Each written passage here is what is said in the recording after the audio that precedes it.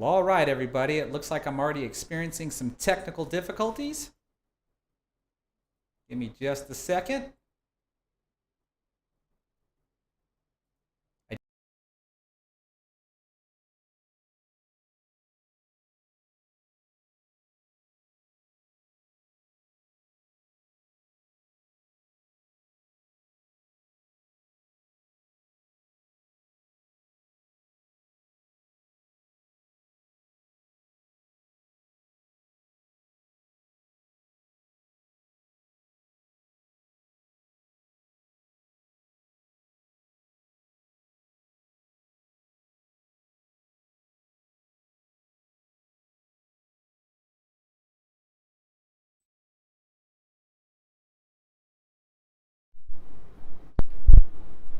Hello.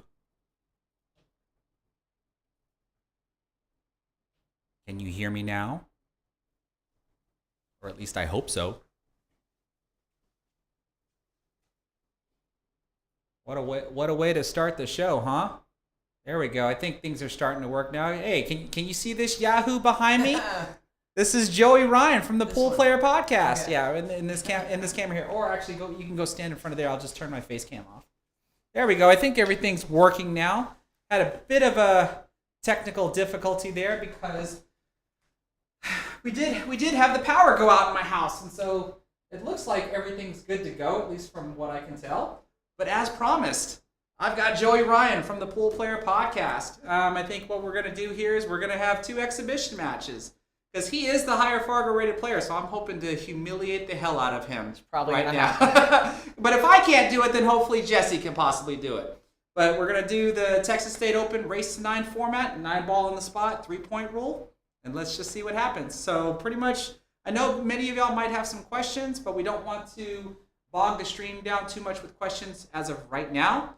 Let's just go ahead and roll into the first set, and then in between the next set, we'll take a bunch of questions. Whoa, hold on. Before we get going, first, I just want to say I drove a few hours today, got about 5 hours of sleep.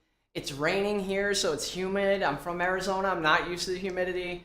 I'm just giving all my excuses. I haven't hit a ball in 6 months. You know, all that stuff. So. And he's been practicing for an hour before we just went live. Let's do it. So, hope everybody enjoys the stream. And like I said, wait until this set is over, and then we'll be happy to take some questions as we take a break and let Jesse and Joey get ready to spar up. But yeah, let's lag and see who's going to break first. Let's do it.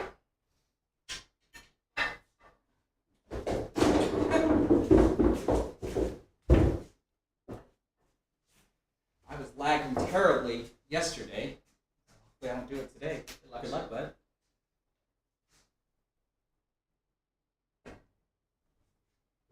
Hit a good one. How good is it? I've lost all the lags on my own home table. Home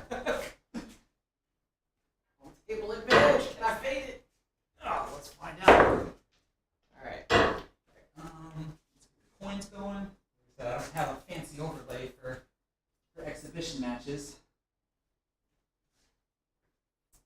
Now, I still will be at the main microphone taking questions. And so I know everybody's probably wondering how much better is Joey. His Fargo rating is a 698. Sure. Apply the extra pressure, Chris. Oh, yeah. Definitely got to do that for you.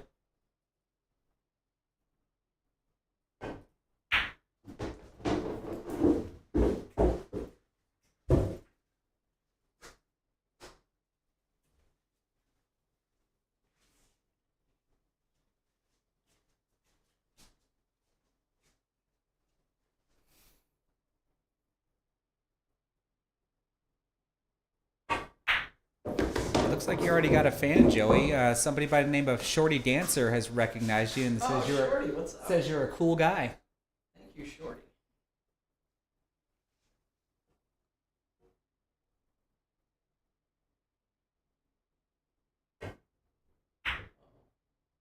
My pockets aren't that big.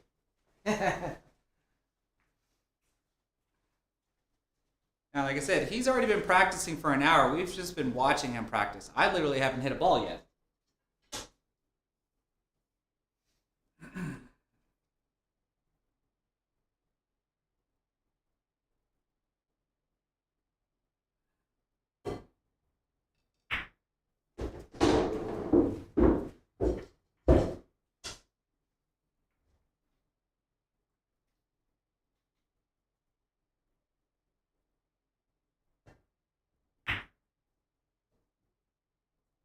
kidding me?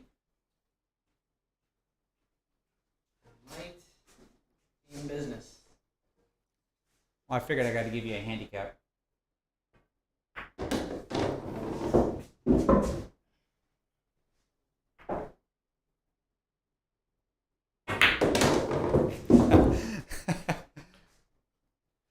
I've got one comment for you because the user by the name of Famous YouTuber says maybe the humidity will get to you, but why are you wearing a sweater?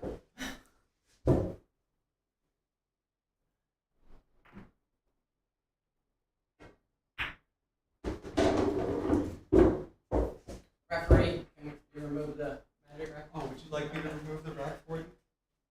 Think it's going to be in the way?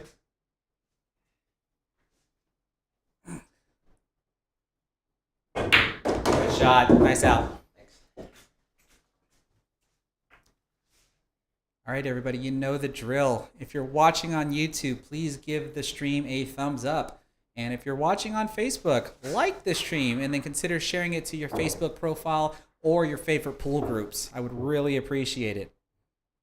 And then, of course, go and check out any of the Pool Player Podcast Facebook and YouTube channels because we're streaming to there as well, especially if you've never heard of the Pool Player Podcast. Pretty much just doing this nice collab since Joey Ryan's in town.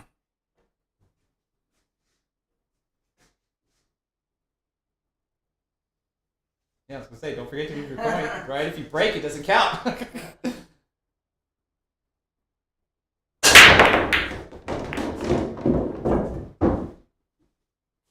break.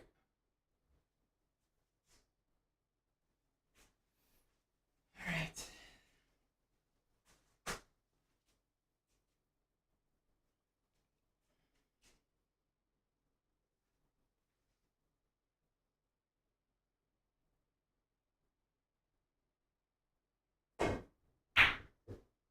Ooh. Safety. Is that what that is? Most people try to make that ball. Well, you did get safe, though.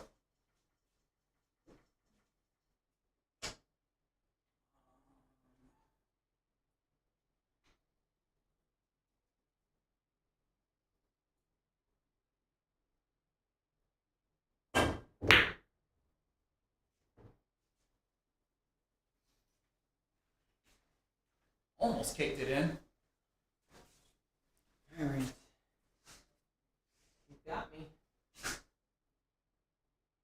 Oh, good. Then I'll say I meant to do that. Get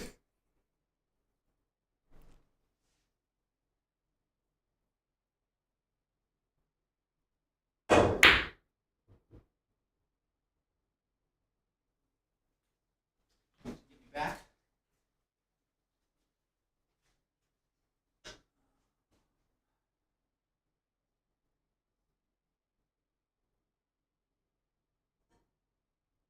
Touch the three. Come on.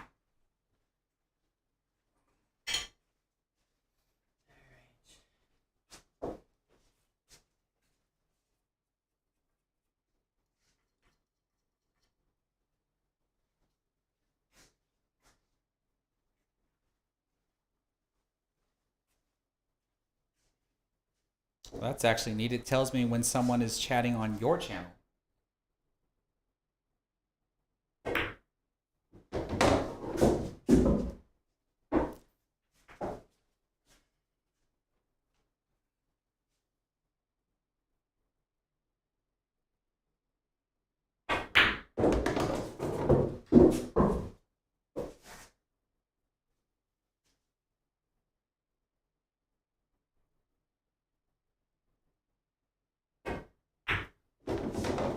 Shot. Thanks.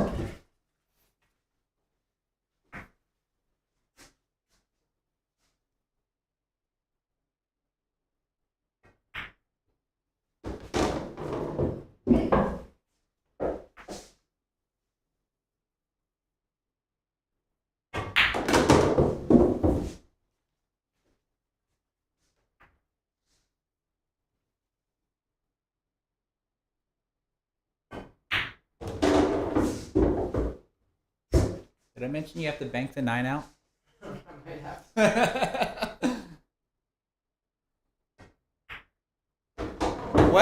Okay, clearly I've got my work cut out for me. Good start. I just need you to miss a ball every rack. Or foul every rack. I think this is also kind of a good experiment though, because I think we can at least showcase, like what a 60/50 point difference in Fargo looks like. Like I said, Jesse and I are relatively the same, and you're pretty much like 50 or 60 points above us.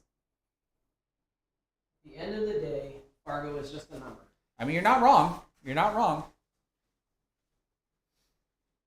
I feel like we're missing a piece of chalk. I've got one. Oh. Which is mine. This one's mine. Use yours. Okay, that's two.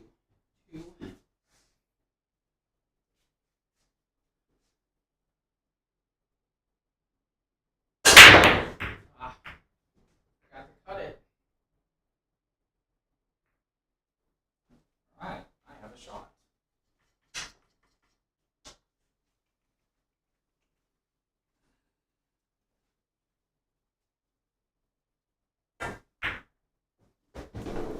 Guys, we really appreciate you tuning in, watching us bang balls around here.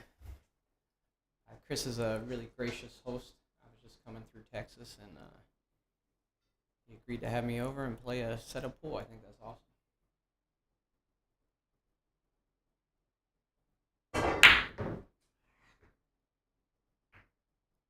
Oh, Now nice that roll I've from the rack effectively there. sharked him.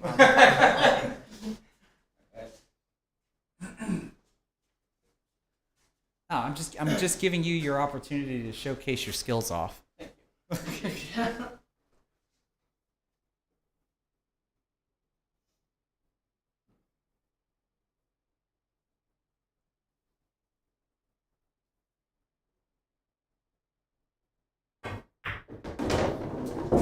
Too much. My fan base is already well aware of how I shoot. They've watched me play straight pool, and they've watched me play 9-ball and 10-ball.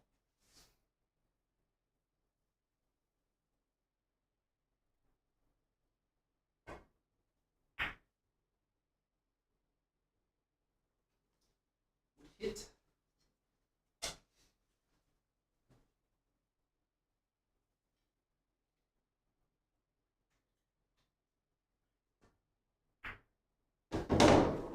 Get him now. Quit begging.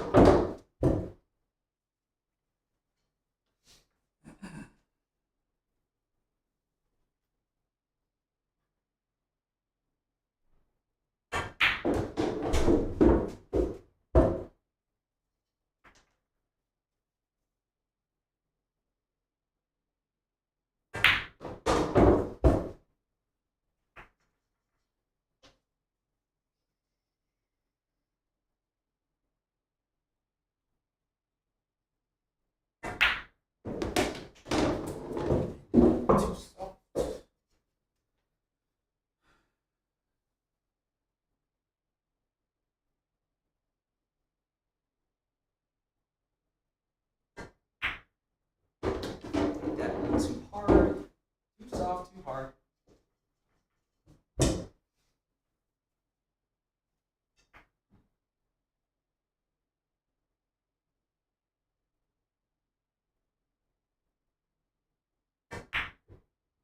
But you're not shutting me out. We already had our first Jason Brown question. Oh, really? Yeah. This is not the same Jaybird one pocket player.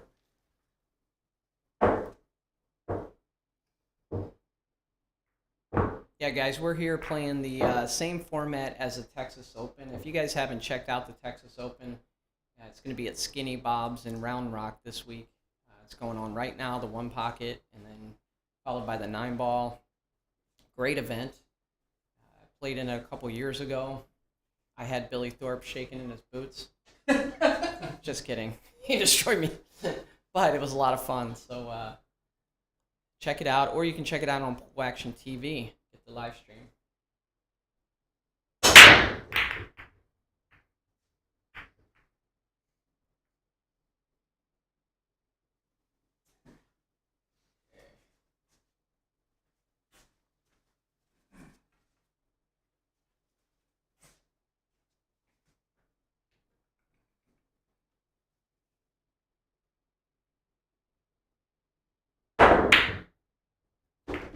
shot. Hope and hope. Give me something.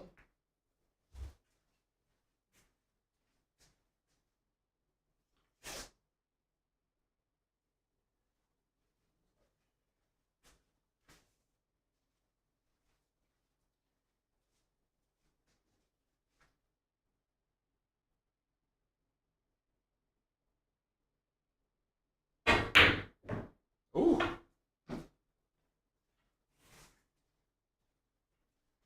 You know what you and Jesse have in common? I got so many rolls on him the first set last night. Oh. It was ridiculous. The first half of the first set was all rolls. Yeah. I had to play that ball that way. Ooh. He shaved it.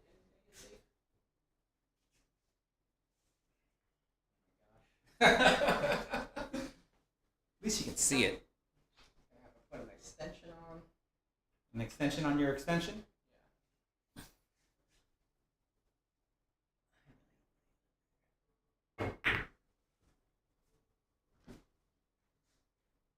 Give me 5.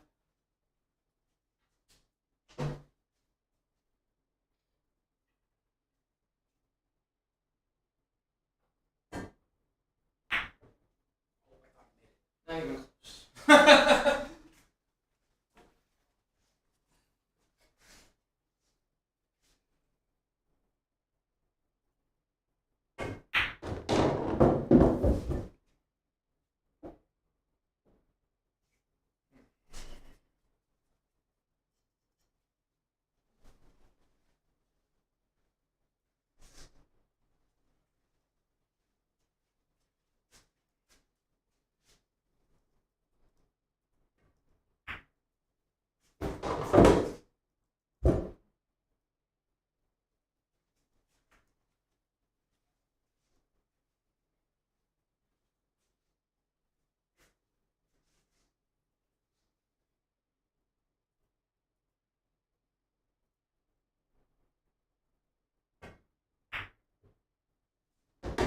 Nice shot. Same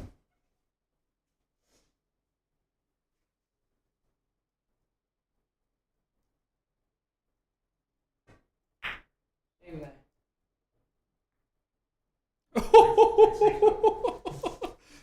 Same guy. Same guy?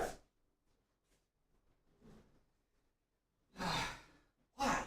Seriously.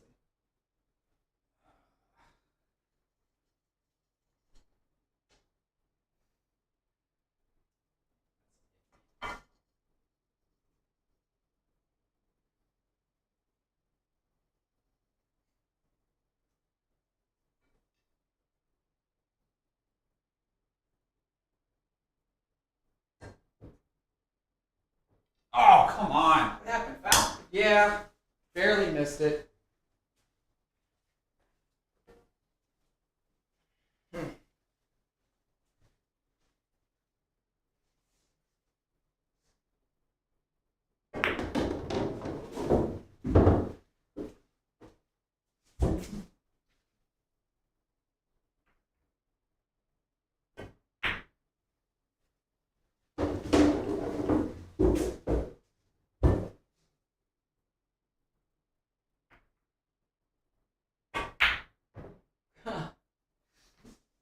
Let me guess. Safe. Come on. At least I can see it.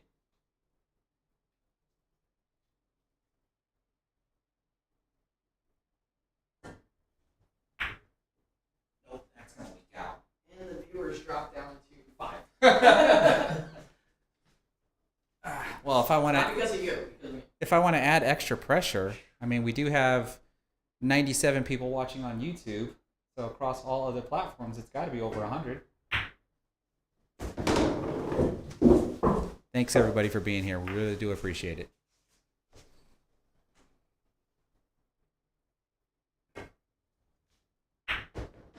Oh, I like my chances. Table curve.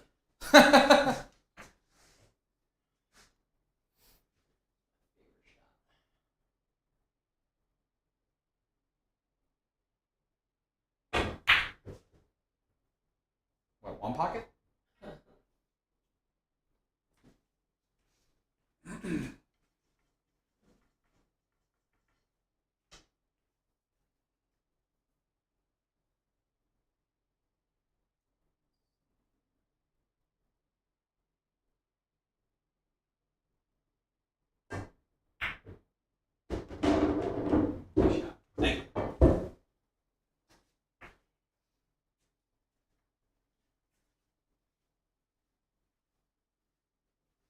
Anybody that's watching on my channel, I'm pretty sure y'all are wondering what Joey might be using. We'll answer all of that during the break.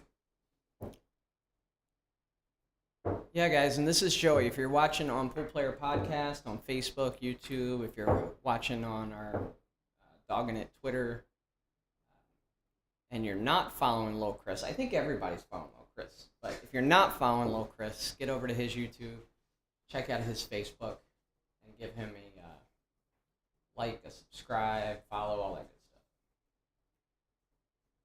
What's the score? 2-2. Oh my God.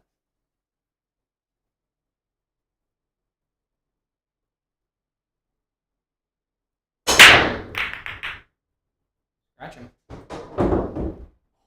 quite. Yeah, I see a question in the chat there. I don't play APA anymore, but I was a 7 and 8 ball and a 9 and 9 ball. Although you probably can't tell. Good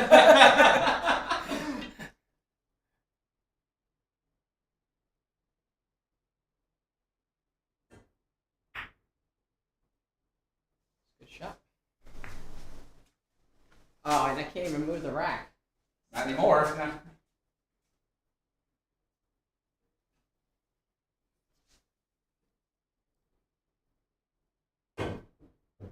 Nice hit.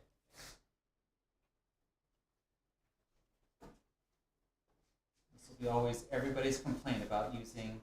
I'm sure Attempt you've done rack. a video on the 2-rail kick system, huh? Yes. I have the plus 2-rail kick system that I've done, but I haven't done. I've demonstrated the midpoint parallel shift system, but I've never made a video on it. Not yet, at least.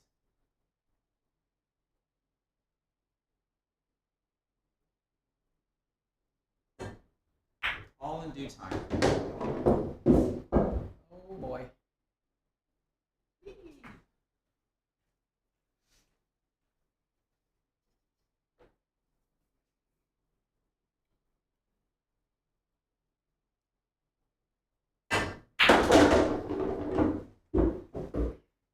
I do get a lot of compliments as to how I break things down for people to consume and learn.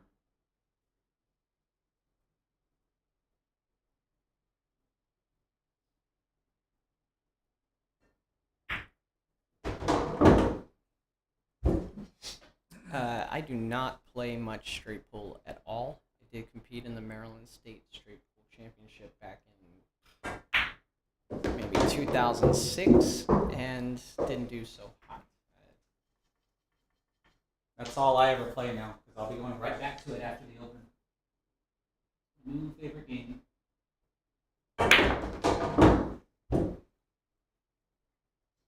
All my followers know I'm trying to do a road to 100. I saw that. Currently, my best is only 79. 79. I'm learning. Slow down.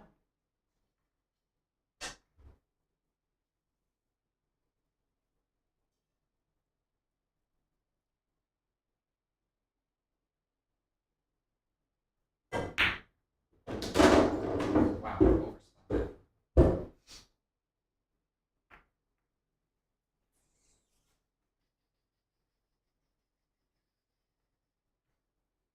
Is he going to bank it? Is he going to cut it?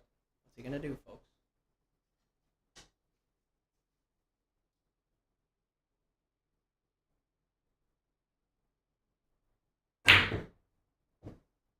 Not even close. Oh my gosh. I can't see this far.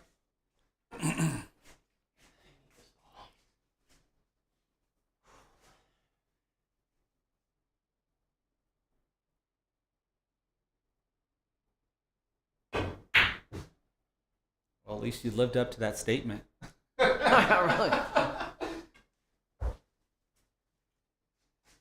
Oh, all right. It's time to go to the bathroom and wash my face. We need another shot like this.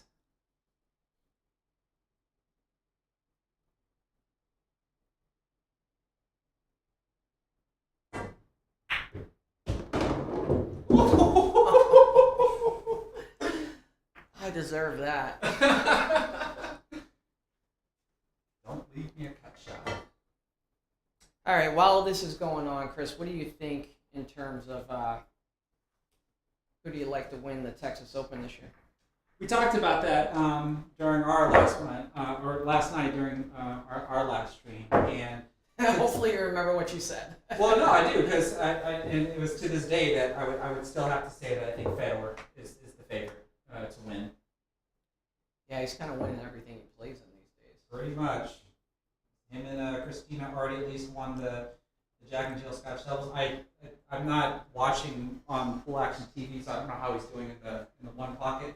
But considering that I've seen him do fairly well against Tony Chohan before, I imagine he's probably holding his own. Yeah. Because I do know that Fedor went for, I think it was 3,500 for the pick of the litter, and then Alex was the second pick of the litter, and then Tony Chohan was just bought for the same amount as the pick of the litter. Kind of crazy. Yeah.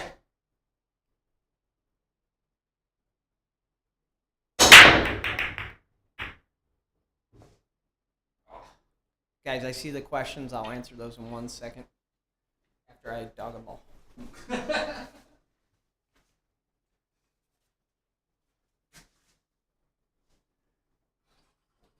is actually my first non-compliant break since I didn't drop the ball. But I broke try, so it doesn't matter. Where are you going? Right there. Yeah, curious to hear you guys who you like in the Texas Open this week down here in Round Rock. Ron Johnson, I play with. What happened there? What do you mean what happened there? It was a carom shot. Carom shot? But I didn't reap any benefits from it. Let's see if this 9-ball falls, though.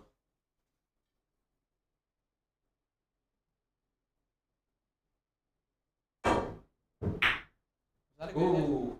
I'll leave the judgment up to you. Jesse? Or ask the Jesse, ask the was that a good viewers hit, to- guys? Hey, we're going to let you know what we're playing with on the break, so hang tight with us. I think he fouled, but I'm going to let him slide because it is his house. We had the same thing happen yesterday too. You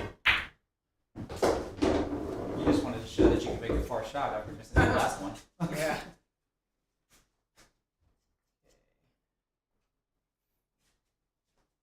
It's going to be a little tricky. But we do have votes saying that it was a bad hit.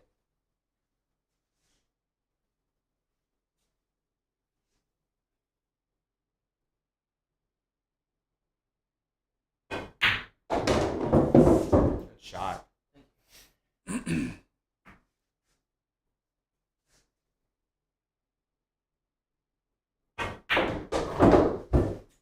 Surf topics. I haven't seen you in a while. He said it was a good hit. What? I never liked that guy. Whoops. Still a good lead. That hour of practice wasn't enough, Chris. Needed 2 or 3.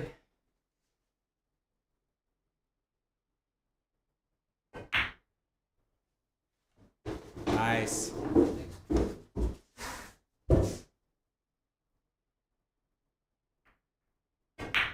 Let me catch a gator. Well, we got to put on a good show. All right. So just like Joey did for me, if any of my viewers either do or do not know about the Pool Player Podcast, there is a link to Joey's YouTube in the description of the stream. But that you can also look up the Pool Player Podcast on Facebook. Be sure to give them a like and a follow and a subscribe. The score is currently 3-3. Joey knows if he beats me too bad on my show, I won't welcome him back. And I won't get chicken wings. Nah, this is all in good fun.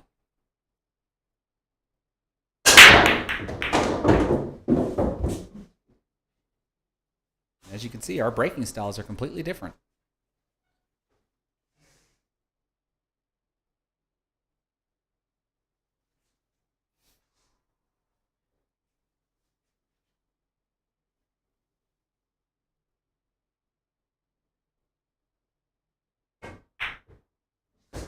shot.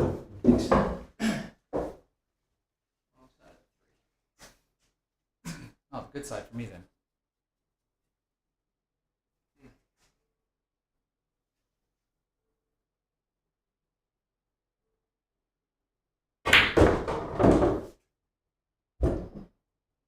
Nice inside spin shot. Yeah, so Reese Lewis, I see your question since you're wanting to come back to playing full after taking a 15-year break and you're wanting to know what kind of cue you want to buy. I mean, recommending equipment is just something we can't do, really. I mean, we all like what we like. Nice shot.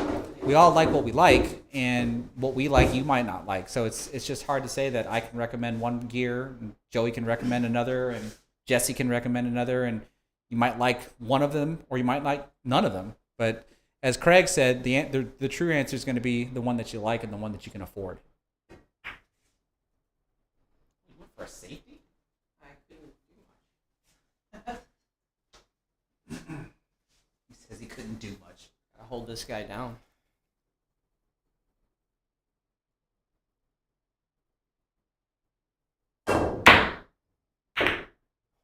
I went for it. That 6 ball should have made the Big pocket bounce. bigger. Big bounce. Get up there, side pocket.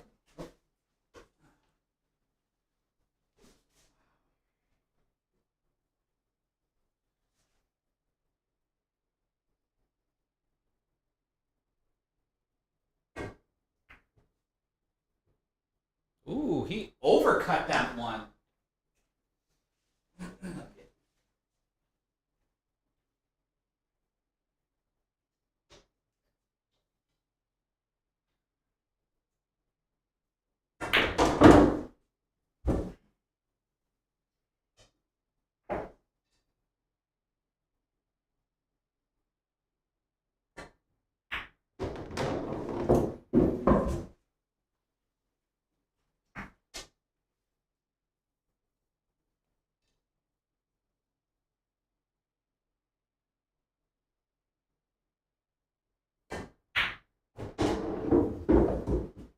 Jeez, why am I always giving myself these 50-yard shots?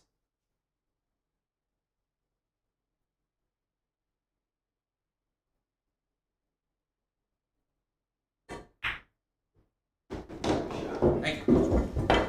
Making it harder than it needs to be, though.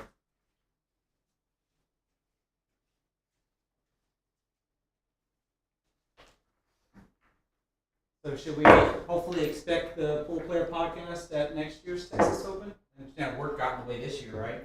Yeah, I'd love to come back to the Texas Open. It's a great event, well run, great pool room. Yeah, we'll see. See what the future holds. Chris has said a couple times about Pool Player Podcast YouTube, just to let you guys know what it's all about if you haven't checked it out. It's really, I started it with the idea of interviewing top players for a couple reasons. One, to really highlight them. Met a lot of pool players in the 30 years I've been playing competitively, and just right there. You were left or right? I was that side. See, he tried to steal my coin. See how this goes? It's little tricks to get in somebody's head and try to do it. But met a lot of pool players, and sometimes we don't always see them in the best light, just losing a match, or we don't always catch them at their best of times, right? And so I wanted to do something to promote the players a little bit, so people could get to know them, but also promote the game and figure out a way to help grow the sport. So if you haven't checked it out, there's interviews with really all the top players, tons of top players out there, and then even industry people like Lil Chris. He's got an episode. We had a lot of fun with that one. So go check it out.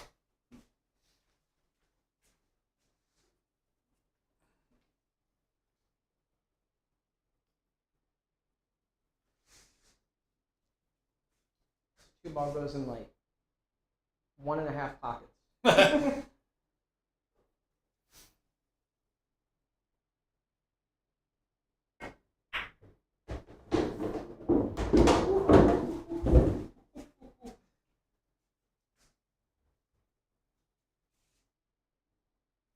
Nice save.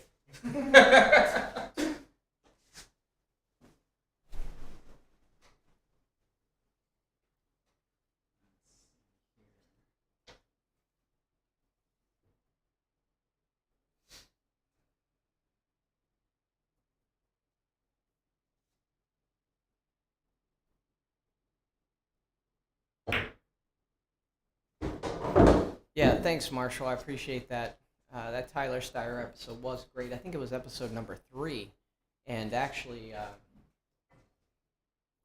he was great to work with. And if you know anything about Tyler, if you've seen him at events, he's pretty intense. He's pretty serious. So he's exactly the example of someone that I was hoping to promote on the show because he was so easy to work with. You know, working with these guys sometimes it's hard to get them locked down with their schedule, or sometimes they just don't want to do it. But Tyler was great to work with, and so check out that episode.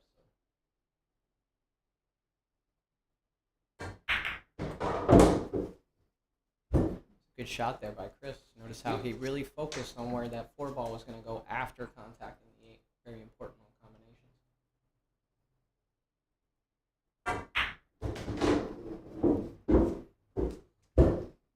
Equally poor shot by Chris. Yeah.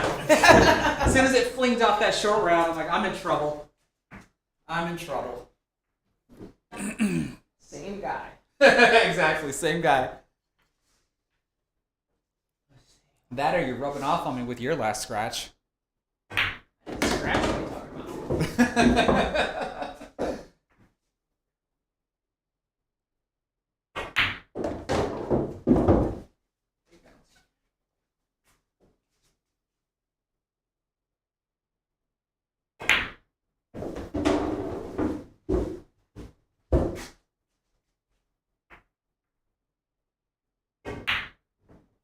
Oh, are you kidding me?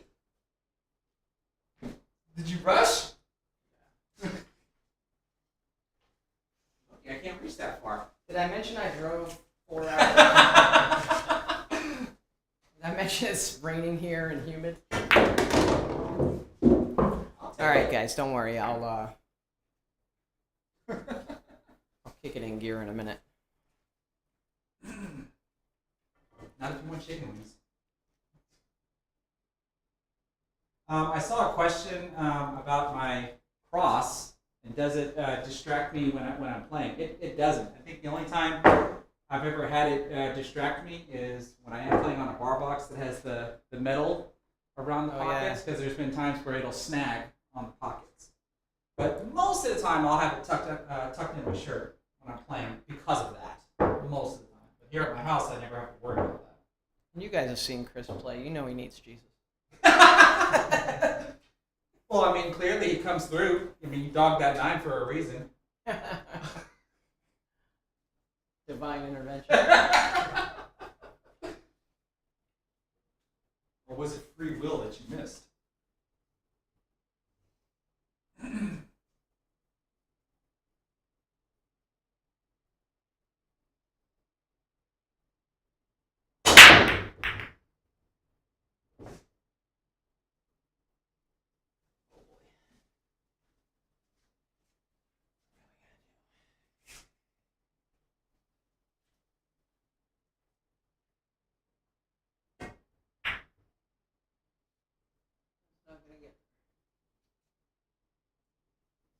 You can dog it again.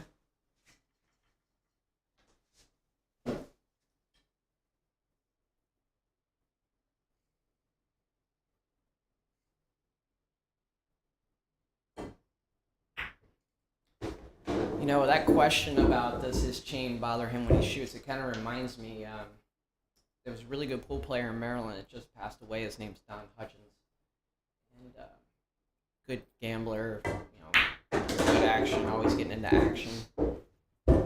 He used to play with a Joss cue, and I remember one time I'm in the pool room with him, and I said, Don, let me hold your cue and let me hit a ball. And I picked it up. And when I went to stroke the cue, I almost got splinters. There were so many dents and indentations in the shaft. And I've always been one to keep a meticulous shaft. And for me, to feel his shaft, I turned around, I said, Don, how can you play with this thing? He's like, it's fine if you don't think about it. Your statement.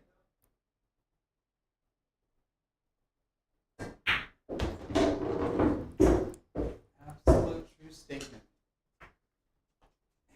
Only bothers him if you let it.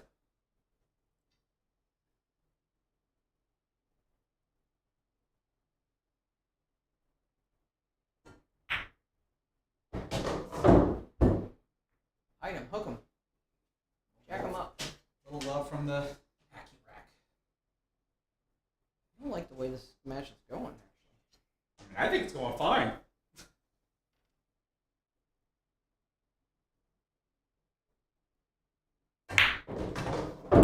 that shot. Gotta poke that one a little.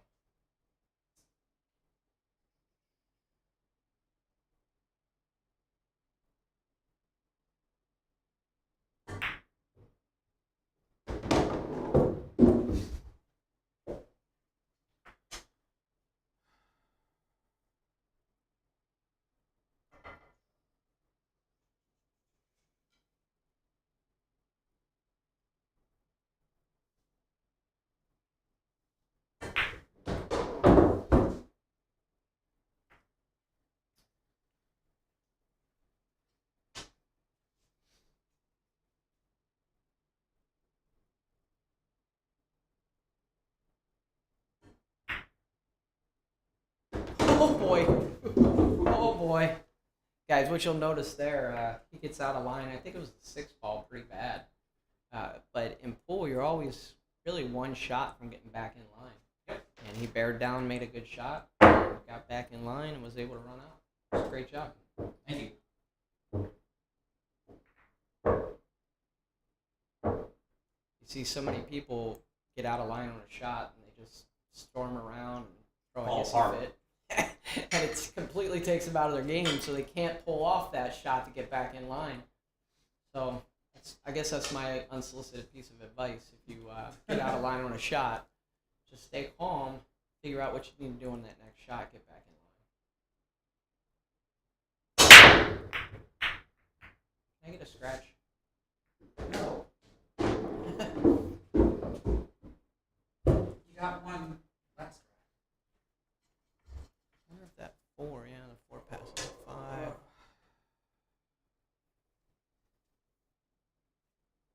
Get on the 2 ball, he's in good shape.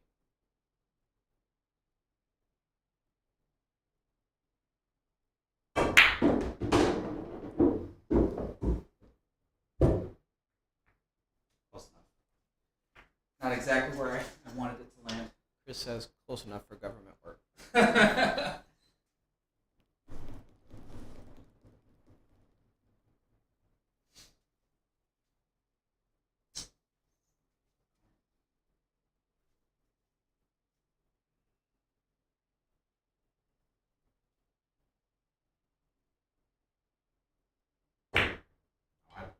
so bad. Didn't leave anything easy.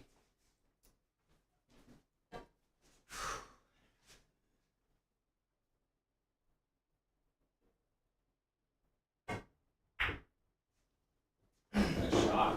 It's go time, baby.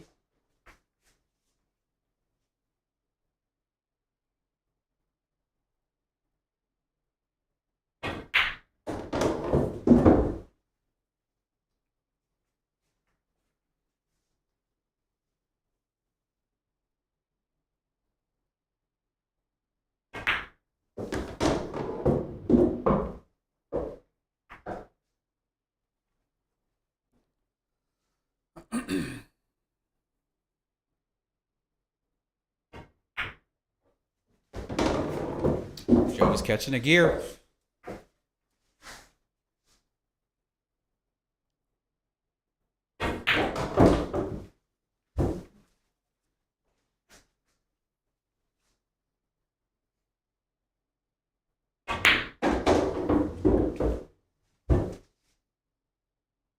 Get rid of the booby trap.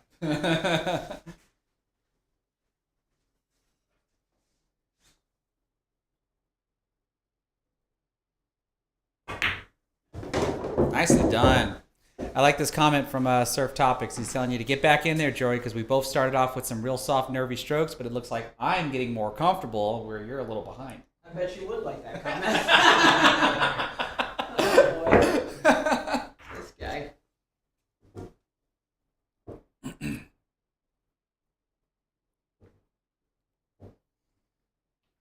Been in a lot of high pressure matches in my life. This one's probably the worst.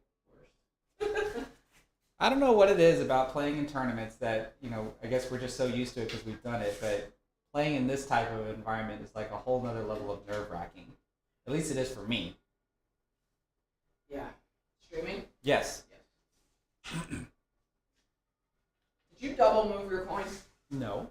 I won the last Jesse? few.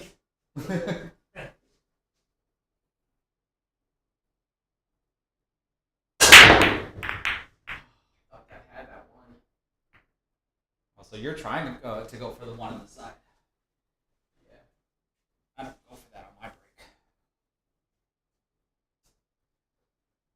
Let's see, y'all.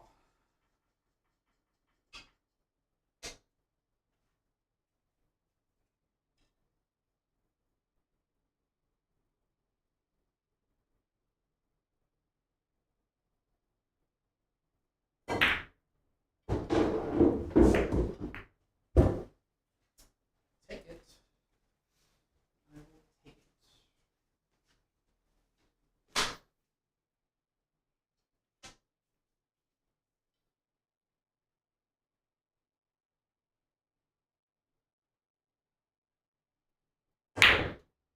What a shot this guy just hit. Almost a two-way. Either I make it and bridge over the 9, or I'll hook you. What a shot this guy just hit. Starting to not like his hospitality. I'll wait until you get food, then you'll change your mind. Get him, Seven. Nice hit.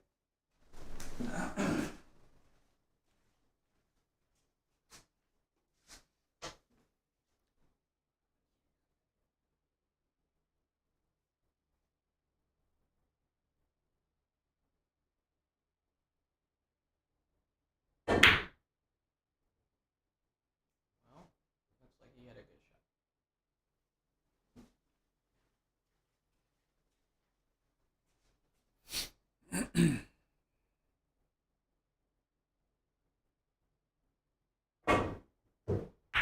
Nice hit.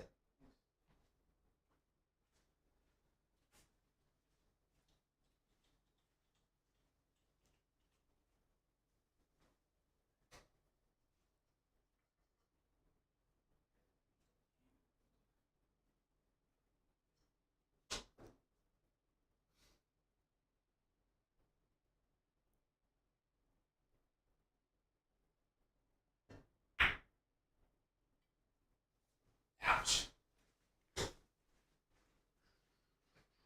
Let's go.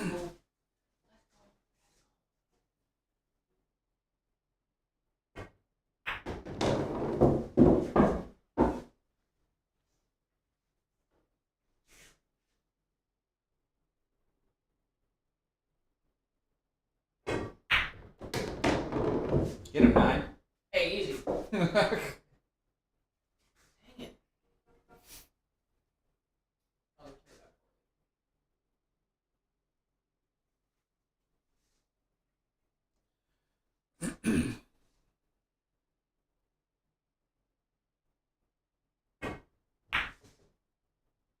I had a feeling try. But if I make that ball, it doesn't happen. Yep. That's the funny part about it, right? You get a completely different reaction over here. That was not a good time to scratch, fellas.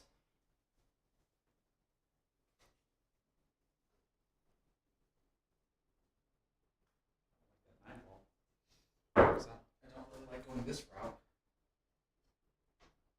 I'd rather go this way than this ball here. Yeah, he's trying to figure out how to get on the 5 ball here. Because the 9, if he goes forward with a little bit of right hand spin, the 9 ball's pretty much close to the path. Or if he goes around the 9 ball, that takes him closer to the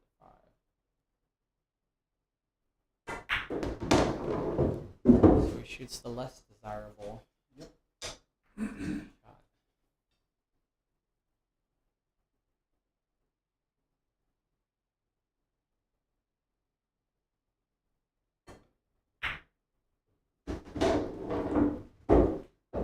Good shot there.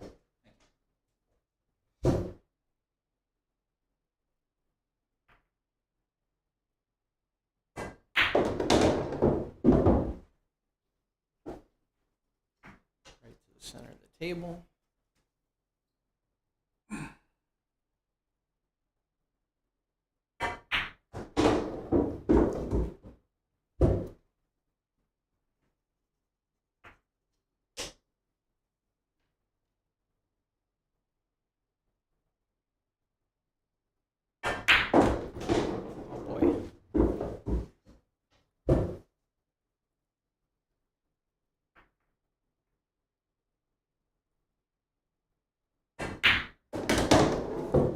What is that? That's Four? 7. 4? Huh? That was 4? Oh, 7? Chris is playing well. He's got me stuck here. 7-4. Race to 9. $16,000 in the middle. Oh boy. Of course, it's Monopoly money.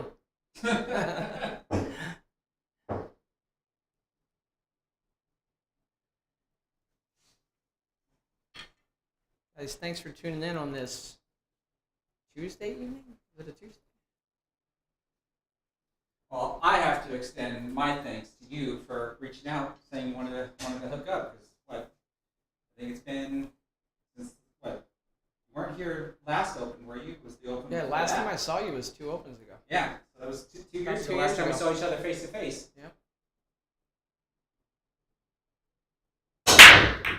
Ooh, You know, I have to say something about that though. We saw each other face to face like 2 years ago, but anytime I ever have a question about technology or live streaming or anything, Chris is always there. He's a super cool guy, helps out. He's just a jerk. When it comes to playing pool with him. I'm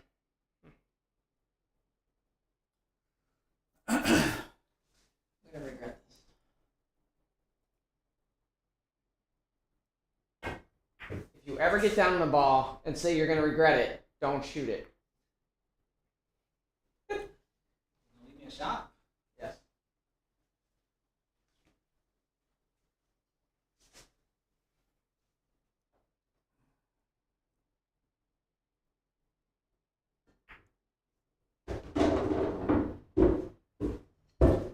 Pulls a John Mora, breaks out the left hand.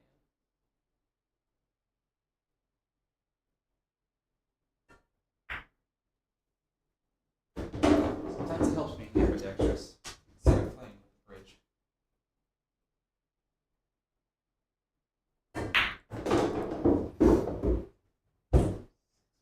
It's an important rack here. Gets into the hill.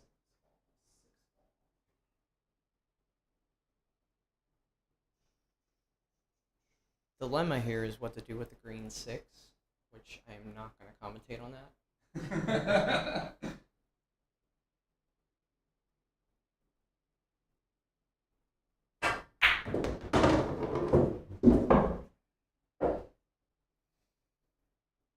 Here's what I would do here. What did you say?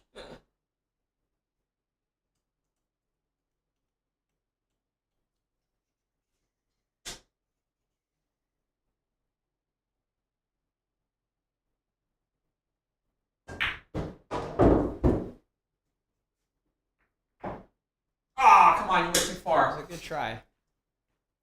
Not the way I would have played it, so we'll discuss that. That went just a little too far. Make the 7 though? I think the 7's too far behind it. Maybe I can. I think I can.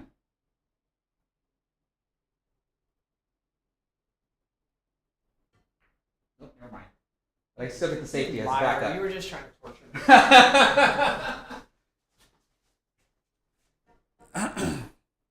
Oh boy. Is that what you got for me? You come with a shot here. I don't know if the kick shot off the 7 is there or not. Apparently, he doesn't have to go off the 7. I don't think he knew that.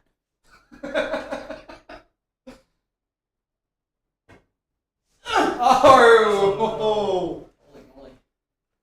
Double weight. Is that 2 fouls? Can't fire a bucket.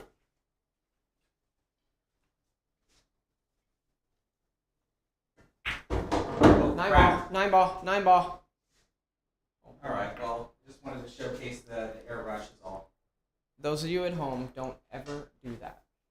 Ever. This is a very good player that, Here goes the jump shot, folks.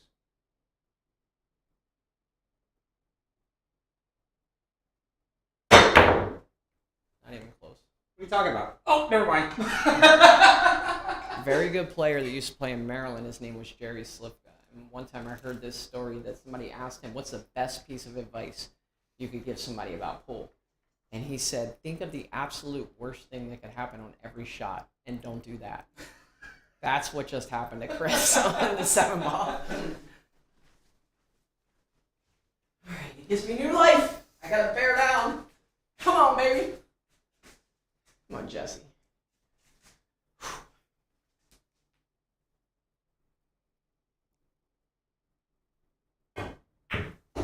Shot. Oh no. Watch the scratch. Watch the scratch. Not even close.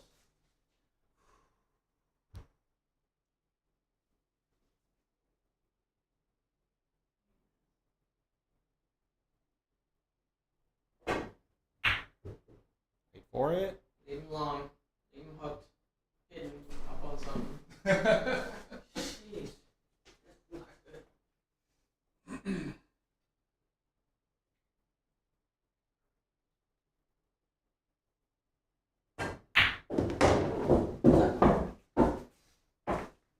Not quite. Alright, guys. This is not going as planned.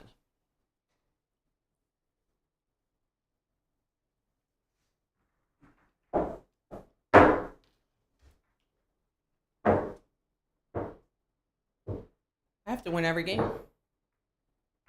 I've been in situations like this before. And basically, I say to myself, should little Chris beat me in any one game? And the answer I tell myself is no. So then I just try to win this game. And then I say the same thing next game. And the answer will be no. So if you think about it like, oh my God, I got to win 5 games, seems daunting. I just got to win this game.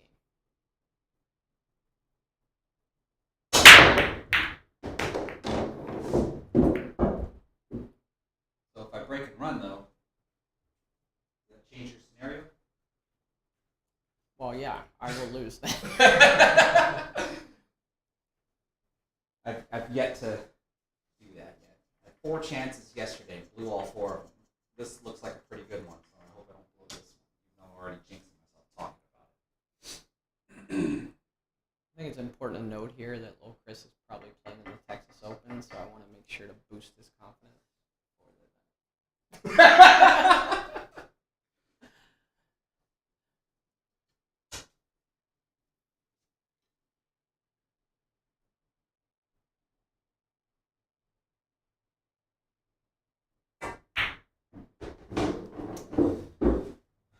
Curious about the 5 ball though.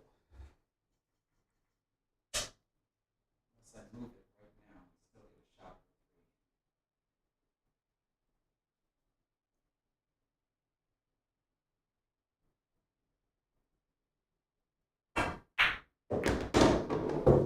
Well played. That makes it a little bit easier, though it makes my 3 ball a little bit harder.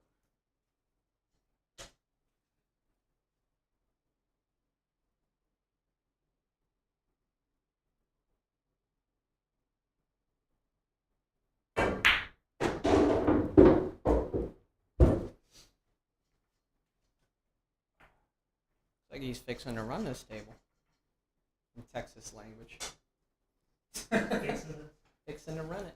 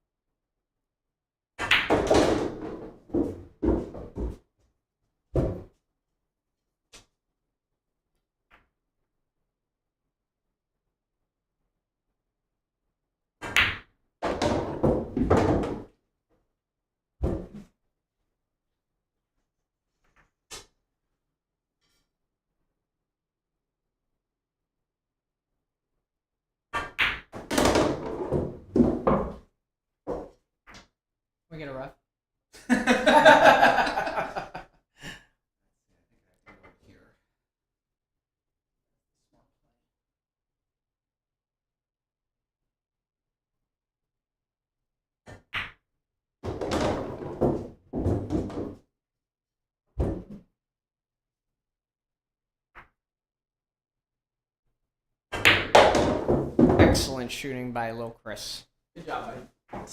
Good match, man. Now, Joey Ryan, the one thing I know that's on everybody's mind. You don't mind coming up here with all your equipment. Oh boy. What are you playing with? This is actually going to be like the ultimate showdown when you reveal your equipment. Just talk right into that microphone right there. Awesome. Yeah, so I play with a Q-Tech Avid. It's a great entry-level Q. I had a little bit of customization done to it to get this leather wrap put on. And I play with the little smart extension, the 3-inch. And I play with the Synergy 12.5 shaft. So the What's the Avid's... weight? So it's 19 ounce, but I've added about 1.5 ounces to it. So it's a little heavier. That's probably why I lost tonight. First time playing with the heavier option, but it's a great entry-level cue. You can get one of these Avids for a couple $100 with the glass bonded shaft. And then that way, as you progress, if you're a beginner, you progress and you want to move on to a carbon shaft, you can add that pretty easily. Fits right on it. And then I play with the Breach brake cue. Awesome. There's a number of good brake cues out there. I really love this one. Really cracks the balls good. Obviously, braking is not just the cue, it's the technique. But once you get something that you really like, it allows you to really work on that technique and hone it. And I'm really having a great time with this Breach. And then my jump cue, which you never got to see because Chris doesn't know how to play safe. He just runs out from everywhere, is the Q-Tech Propel. And so this is, you'll see it being used by Fedor Gorst and Shane Van Boning. Great jump cue. The technology is amazing. Pop balls straight up in the air pretty easily. It's got this little 3-inch extension on the back, so if you're up closer to a ball, you can pop that off and get the ball even higher. So yeah, that's what I play with. Started using a glove a couple years ago. You know, everybody's doing it. Everybody's doing it. Everybody's doing it. A lot of guys doing it. Yeah, and I've been using Town Chalk. It's been working out well for me. One tip, though, we were just talking about is with the Town Chalk. The first time I got it, I started miscuing like crazy. I'm like, this chalk is terrible. But what I didn't realize is you got to take that chalk and like take a nickel or a dime or something and really scrape the top layer of it. Don't worry, it still lasts forever. But once you get down past that hard layer, then it's nice and soft. It stays on your cue. And the best part is it doesn't gunk up and make the balls icky or Absolutely have a lot of chalk on them. So yeah, that's what I play with. You did get a question on, I think this is coming from your Facebook page. This is from John Todaro. I hope I'm saying that correctly. He wants to know which Avid is that. Like, do you know the model number? Or? It's the darker one. I think there's 2 of the darker models. One is the Florian Q, the trick shot artist. This is the other one. So if you go to qtech.com or check out any of the big retailers, Cyberts or any of those, you can check it out. But I'll get a little closer to the camera here so you can see it's that dark wood and it's got the black points on it. I don't know the model number. Maybe I should. Let's see here. I like this comment from Patrick Neal. He says, "Look on the bright side, Joey. You made 0 mistakes that last rack." That's true. It's the best rack I played. Yeah, so does, like I said, we're going to take a small break here. Does anybody have any questions, either, like I said, for myself or Jesse, who's going to spar with Joey next after this small break? Like I said, I think this is kind of the ultimate showdown here because it was Predator versus Q-Tech. Oh. And at least this go-around, Predator came on top.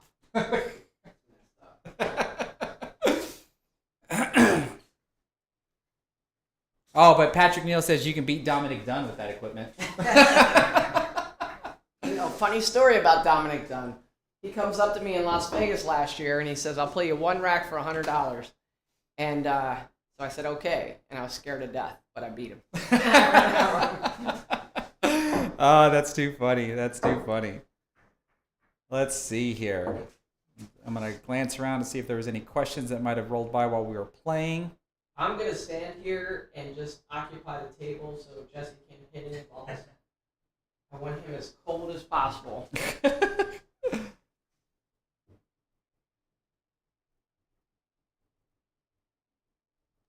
John Todaro says Dom is the great white hype of pool. Marketing genius.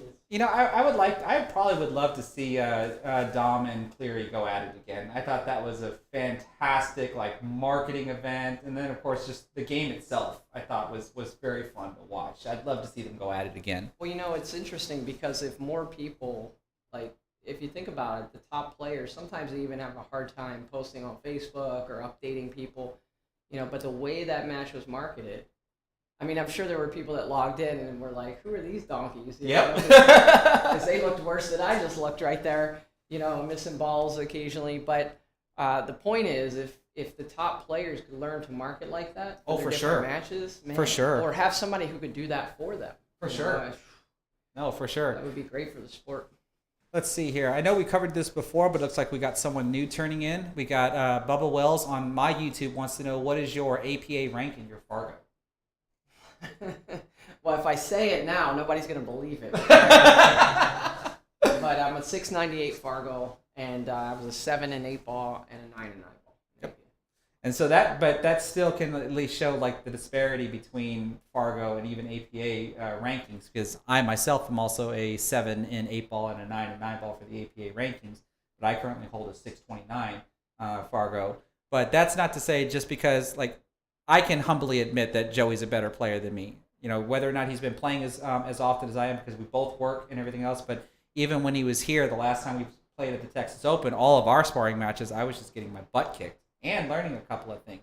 I have home field advantage. Joey's been driving all day, like he says. So it's like, It's humid. yeah, I mean, these you can call these No. excuses, but they are factors. You played great, Chris. I appreciate that. But I think this is a valid point that we need to talk about, right? A lot of folks, maybe folks tuning in here, are thinking, well, I don't know if I can beat that guy. They're 50 points higher in Fargo.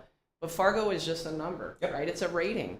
Just like in chess, you know, not the better player does not always win. Anything can happen. That's why they play the games. Yep. Right? No, for sure. So, you know, I would say that to take that to heart, and when you get out there and you challenge people, you're going to get better playing better players. There's Yep. no doubt about it. Now, not getting your head beat in every single time, but if you really are a student of the game and watch from the chair and see what the better players are doing, and you're going to beat them more often than not. Yeah. There's a lot of times, even before Fargo rate, players that didn't play quite as well as me, or, you know, they would beat me. Yep. And I'm like, doggone it, that was an upset. And then I would beat players I wasn't supposed to beat. You know, so just focus on each match one at a time. Forget the numbers. Just get out there and play. You reminded me of something with what you just said about, you know, lesser players would top you, or you would top you as a lesser player would top someone. And didn't you say? I remember in an old conversation we had. I think it was either during my interview or just during just maybe a general conversation about goals that you would have in a tournament, to where like you want to beat at least one top player if you're in a tournament event. Didn't you say something like that? Yeah, before? I used to play on the Planet Pool Tour, and one of the worst years I ever had was I beat everybody that I was supposed to beat, and I lost to everybody I was supposed to lose to. So I'd get to like the first or second round of the money, and I was a pretty good player, but I wasn't really threatening anybody. And I remember just feeling empty that year, and I was like, something needs to change next year. And so what changed is I set a goal for myself, and I said in every tournament that I play in, I want to beat one player I'm not supposed to beat. And I did it for the entire season. And I didn't win an event on that tour. There were some of the top players on the East Coast on that tour, but I finished a lot higher, some you know, thirds and fifths, and you know, but really for me, I beat players that season that I really didn't think I ever had a chance to beat. And one of the things that I attribute that to is so much of this game is mental, right? My son plays competitive soccer, and sometimes he can psych himself out, and I tell him the same thing. You have to believe that you're going to win. You have to trick yourself into believing that you're supposed to win. So if you get into a match like this match with Chris and I, he believed he could win, and he won. If he didn't believe he could win, he would have missed a few shots down the stretch. He wouldn't have ran out that last table, and I would have won. We see it happen all the time. Absolutely. So when you get in a match, and in that match you're like, oh my gosh, I'm supposed to lose. As soon as you say that to yourself, you need to check yourself and change your mental attitude and say, you know what? I'm supposed to beat this guy. I don't care if his name's Shane Van Boning. I'm going to beat him. Now you're probably going to lose. You have a better chance to win. No, I couldn't agree more about positive attitudes. I talk about all that even at the amateur level, to where you don't want to defeat yourself before you even get on the table. Yeah. You know, because if you've already mentally checked out, then there's no purpose in even walking up to the table as far as I'm concerned. So definitely having the right mental attitude going into the game. You can be realistic as well, but being more positive than negative on top of being realistic, I think really goes to a player's favor. Definitely. For And sure. you know, as you progress in this game, there's gonna be a player who's gonna beat you 10 times out of 10, and then all of a sudden you're gonna beat them once, and then you're gonna beat them the next like fourth time after that. You're gonna beat them again, and all of a sudden now you're beating them 3 or 4 times out of 10. When you're beating them 3 or 4 times out of 10, you're just as good.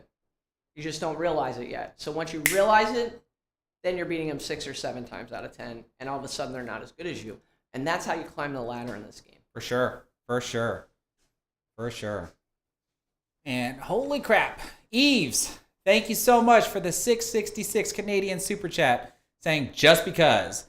Thanks, Joey and Jesse and Lil Chris, for the awesome stream. And everybody, please hit the thumbs up button on every single platform that you might be watching this on. I think we're going to like 5 or 6 different platforms right now. We're even on Twitter. Yeah, my platforms on Twitter and on Joey's platforms. Really do appreciate that, Eves. Thank you so much. Joey, you have a question from Patrick Neal. He wants to know if you're going to join the AZ's ladies team for a rematch against LV. Oh, yeah. Arizona's ladies team just lost to Nevada. Really? Yeah, Las Vegas. Yeah, no. I had enough trouble when I played for the men's team or the open team against Las Vegas. Those are 2 great pool scenes. Mm-hmm. You have the Las Vegas pool scene and the Arizona pool scene, and they're super competitive, and every time we play against each other, it's a tough match. But it's always fun. A good camaraderie. It's a 5-hour drive up and down the highway there. So we have a lot of fun when we match up against Las Vegas. All right, that's too cool. Well, I'm not really seeing any other questions. Joey, do you need to take a bathroom break or anything before you spar against Jesse? No. Oh, he's just ready. He's just ready. Let's go. Well, Jesse, are you ready? Yeah. Well, then let's get to I it. succeeded in not letting him hit a ball. So I can kind of run the show from here. I might be able to switch camera views from time to time, just to give y'all different angles.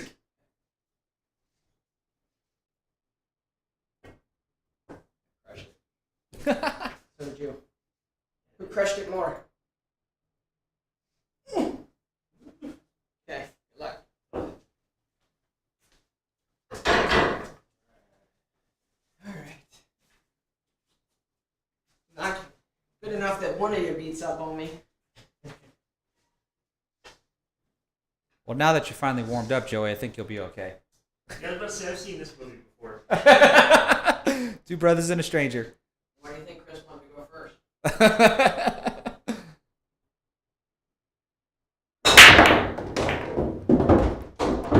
As you can see, folks, Jesse and Joey use the same break style.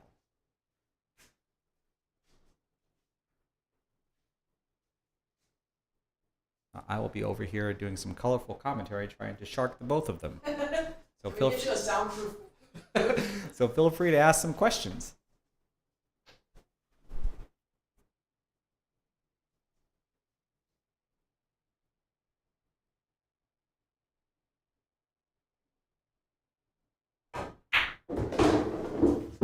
Should be interesting. Watching Joey play, you're a much faster player than me, so Oh, really?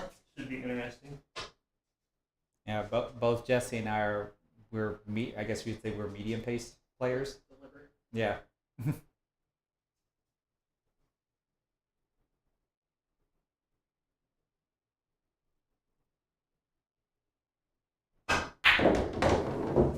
Good shot. Let's see here. Murky Joker, you're asking how do you get an opportunity to shoot in Vegas? Well, I think there's what? The APA way. 4 leagues. Yeah, there's 4 different leagues that shoot. Well, VNEA is another one, right? What's the BCA, APA, ACS? Oh, ACS goes out there too? So I'm very familiar with the APA league, to where if you're either playing on a team or if you try to qualify as a single player, you can, depending upon your league area and your league operator, you can have your flights and your hotels and stuff paid for along with your entry fee. BCA route, though, I think has to be fully funded by the player themselves. And I'm not sure about ACS or VNEA, but there's at least 4 different league types that allow you to shoot in Las Vegas. And then, of course, I think you can just sponsor yourself. I mean, there's always that route.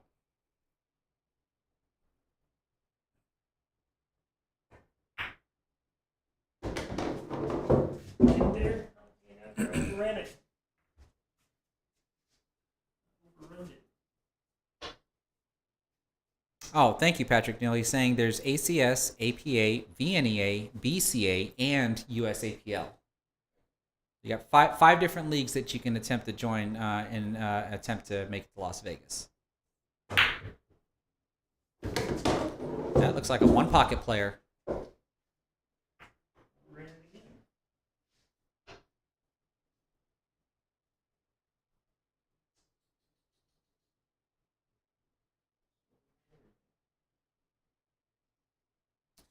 Now, this is actually a very refreshing comment from one of my viewers. It's so nice to again see some 9-ball matches from normal people.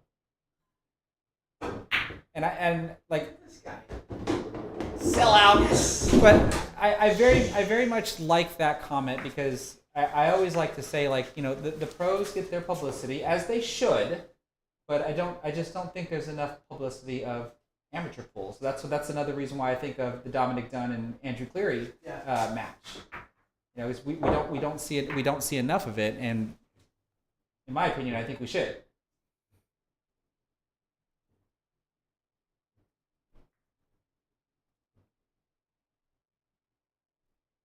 I could just play as well as I played in that first game.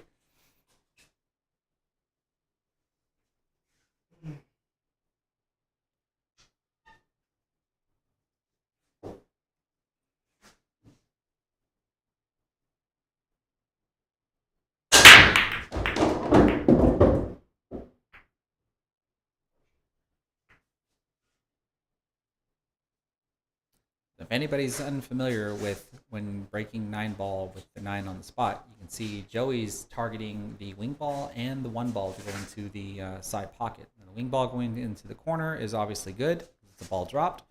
The 1 ball going into the side pocket, though, yes, you're pocketing another ball.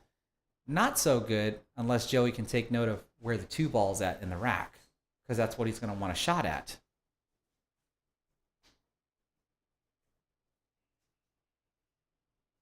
Now, me and a couple of other buddies, we're actually trying to study the 9-ball on the spot break, especially even from the Matchroom break box, to see if it's still solvable. Current findings are yet to be determined. Need more data. Yeah, need more data.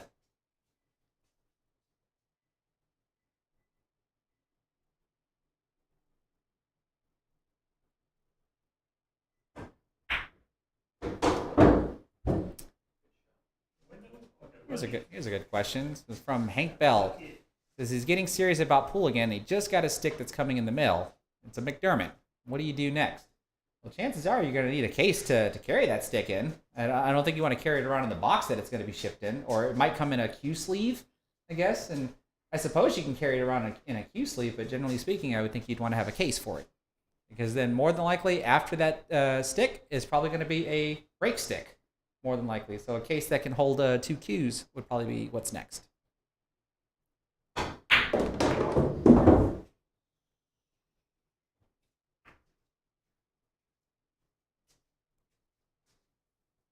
Running everything shape on accident. I wish I can highlight your chat there, Patrick, since he's on Joey's stream. It says the key to solving Matchroom Pool's rack is changing your name to Fedor Korst.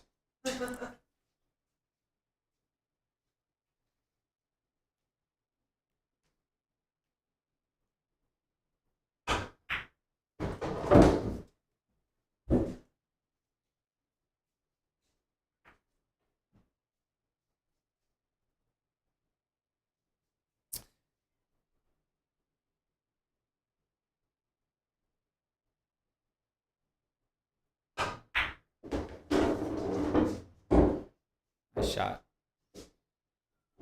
See you have any predictions for this match? Ask the audience. Ooh, yeah.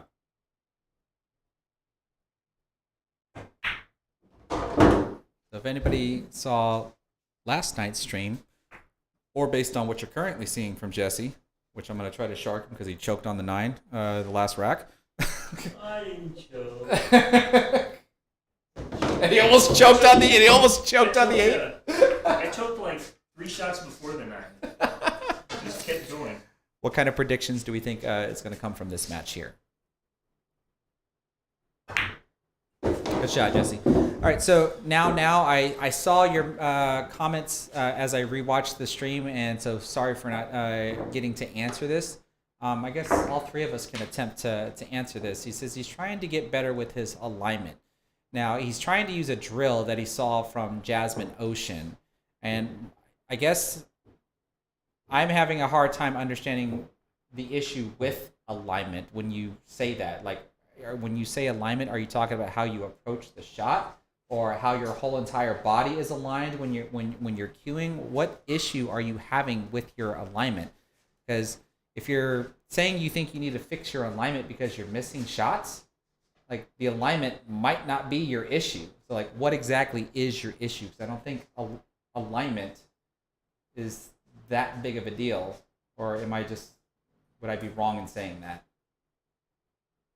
What do y'all think? I think it's a big deal. Well, I say that because of different ways, right? Because people have their own alignments. Now, unless you want to talk about textbook alignment. I mean, I think everything starts with your foundation. Yes. And so your foundation has to be solid and aligned.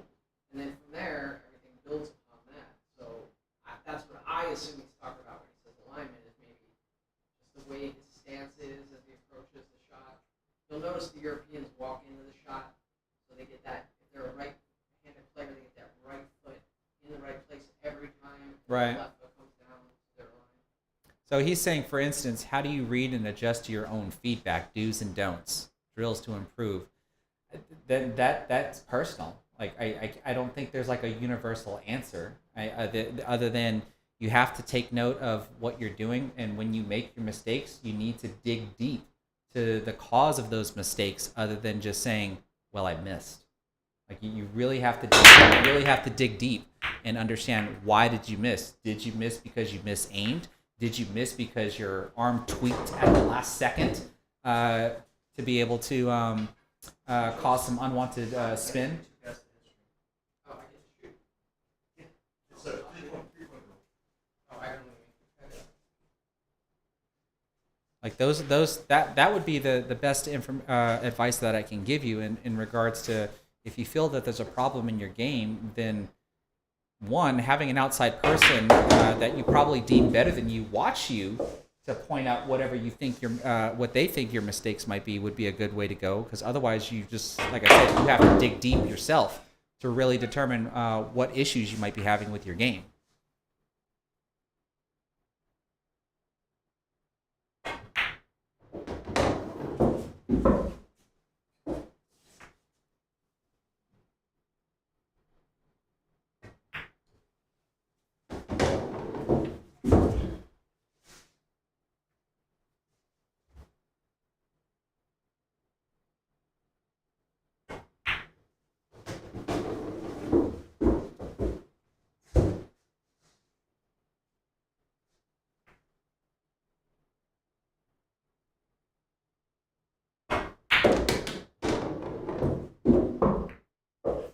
It's not ideal.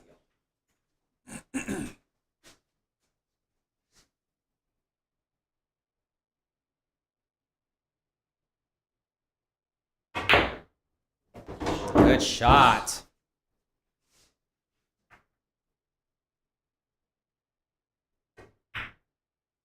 Nicely done. Okay, so he did get a little bit more specific. He's talking about vision center, and I don't have a direct answer for that. All I can say is, because I've said this for a long time, however a person gets down on a shot, like Joey Ryan was talking about, most of the Europeans step into the shot, and all their body mechanics go into play. When you get past all of that, the last thing that goes through your mind with whatever it is you're seeing, you're telling yourself, this looks right. That's the only reason why you pull back for your final stroke and then try to take the shot. You think everything looks right. But the fact remains is once your cue strikes that cue ball, you're going to find out if whatever you're seeing is right or wrong, period. And if come to find out you are wrong, if you set up the same exact shot and see the same exact thing, then you should pretty much know that you're going to miss the shot. And therefore, you have to see something else. And I have no other answer. Is that illegal? You broke dry, so it doesn't matter. No. No, you broke dry, so it doesn't matter. Oh, it doesn't matter. Okay. Yeah, as long as you break dry. So at the end of it, like I don't know any other way to fix that other than brute force training. Like, yeah. Because if you're always thinking whatever it is that you're seeing looks right, but every time you shoot the shot you miss, then clearly whatever you're looking at is not right. So you have to train your eyes and you have to train your brain to take whatever picture that you're looking at that you think is right, it's not. And you have to make some sort of physical adjustment to see what I like to call a picture, because I call it painting a picture. You have to see a different picture and then try to shoot the shot to see if your correction is correct or your adjustment is correct. Do you account for your eye dominance? I do now because Some people do, some people don't. yeah, I do now because I used to align with the cue perfectly under my chin, but now I do kind of turn my head a little bit because I found I'm left eye dominant. So depending upon people, because people will have the cue on the right side of their face, the left side of the face, right down the middle. I mean, people are different. I actually used to play for the longest time with the cue right down the middle of my chin, but now my head does kind of slightly tilt or turn to my right so that my left eye is actually looking more down the cue than my right eye, but I still have to have my right eye help me aim so I can see depth perception and know how far away something is versus how close something is. So maybe that's something you might want to consider.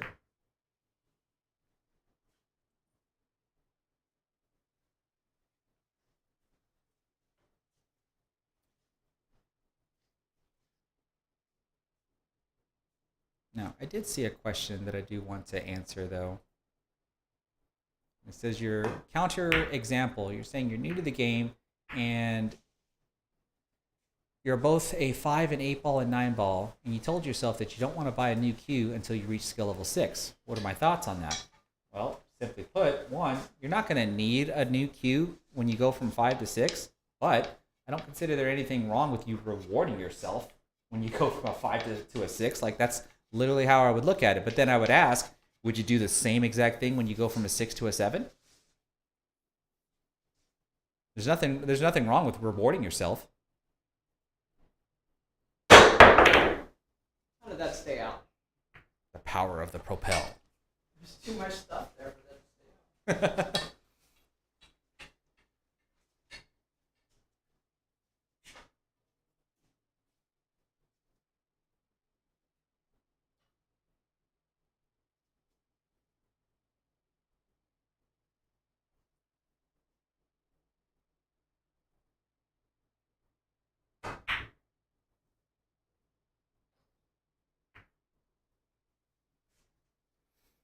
That's a good shot.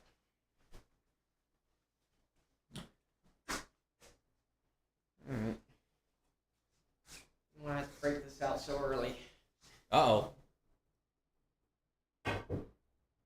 Oh! You know how many times Jesse and I did that yesterday? Oh yeah. Two rail kicks because we want to hit the ball from the second rail so that way we try to get position and we do exactly that and just barely miss the ball.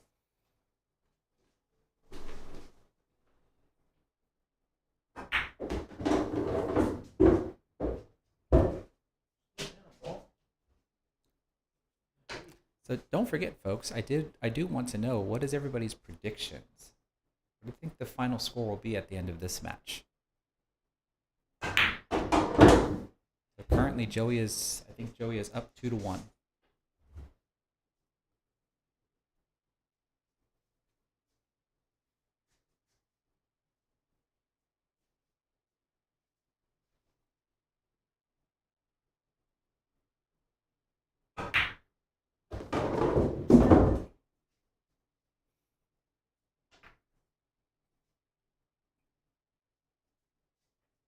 Race to 9.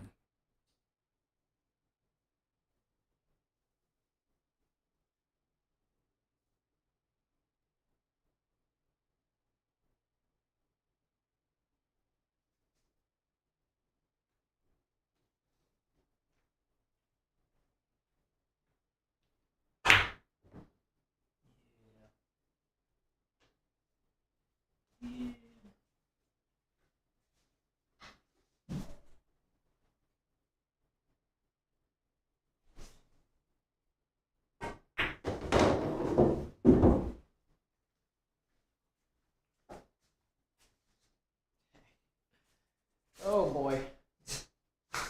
Oh boy.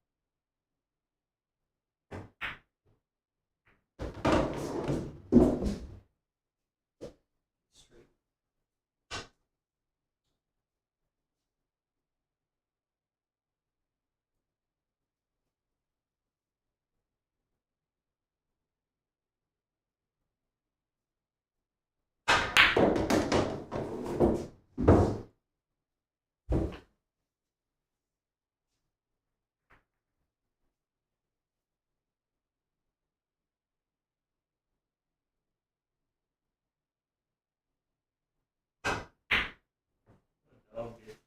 That looked like me last match.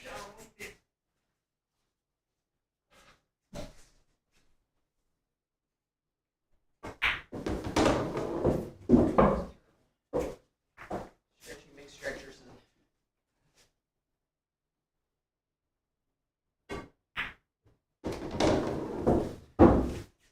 what's that one comment about me being the trans in the sweater?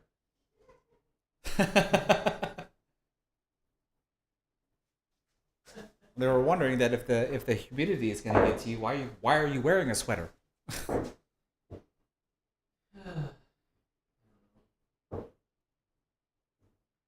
what's the temperature here, Chris? Well, if my mini split is doing its job, it should be 72 degrees in Outdoor. here. But outside, it's actually 74 degrees outside. This time of year from Arizona, I'm used to 110, so that's why I'm wearing a sweatshirt. So this is actually cold to you? It's not hot. Quick break. Come on, baby. It's on the table. It's been a while. Good.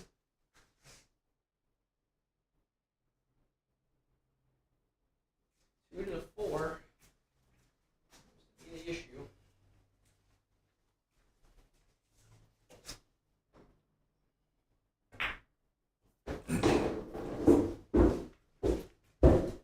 Let's try this on for size for a little bit, folks.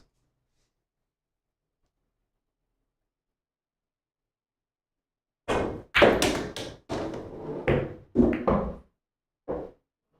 predicted that was the issue. Hit it bad.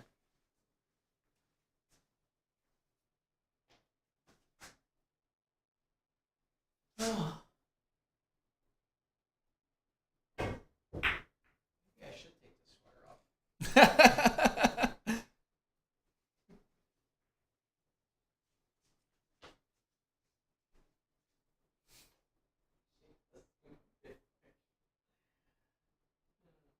I think that's referring to Ms. Ocean. Oh.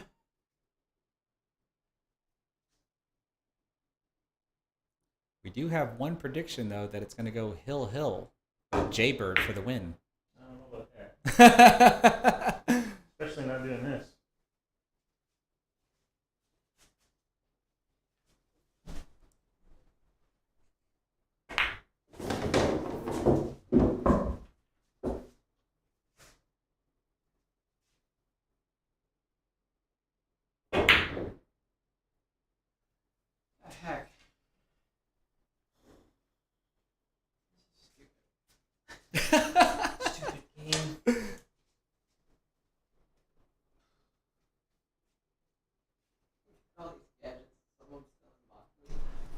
Most of those boxes are probably empty.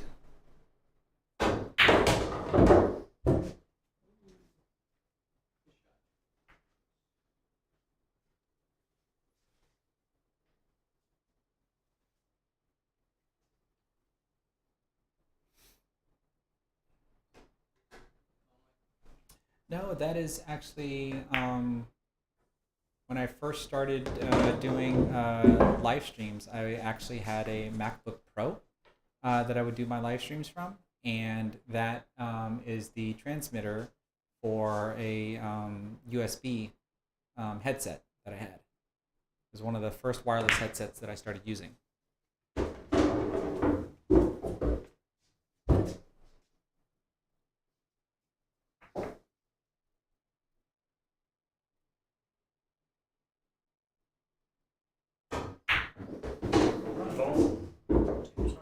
Comes a 50-yard line shot.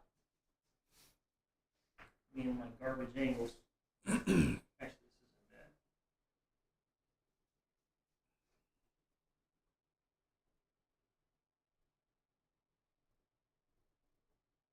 bad.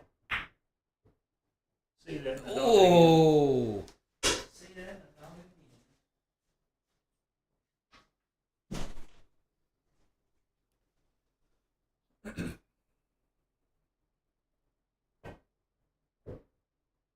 I know what that was. You gonna try it again?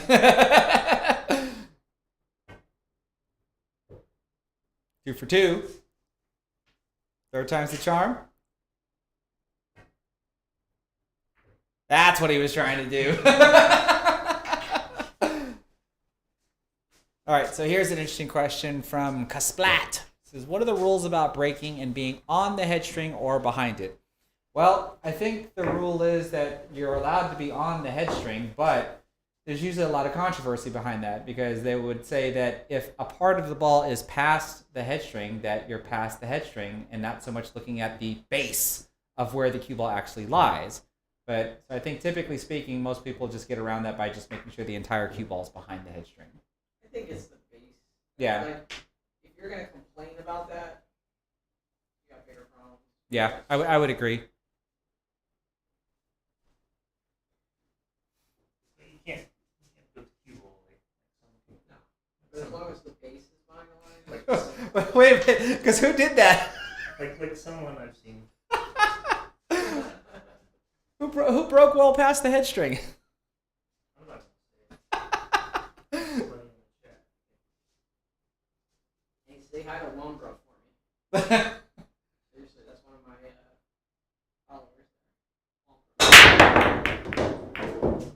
I know Womper. He occasionally comes into mind as well. And matter of fact, Womper's here. Say hi.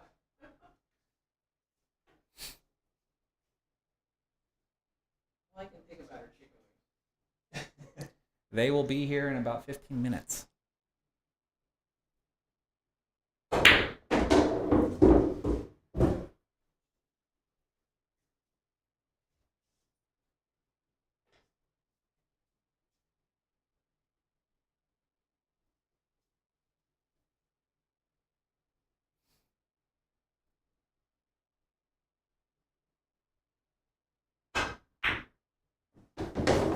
Nice shot.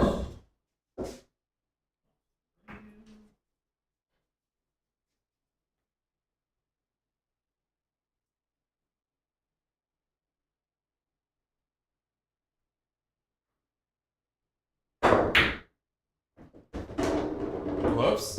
Good safety. He was supposed to go around, you know, that way. Ruh-roh.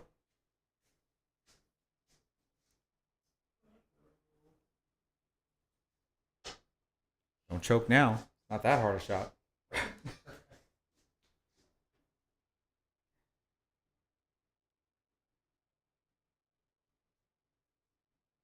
Patrick Neal, both Jesse and myself are playing in the Texas State Open this weekend for the 9-ball event. Joey, unfortunately, is working. He is hanging around, though, I think, right? You're going to at least stop by? Yeah, I'm leaving Thursday morning.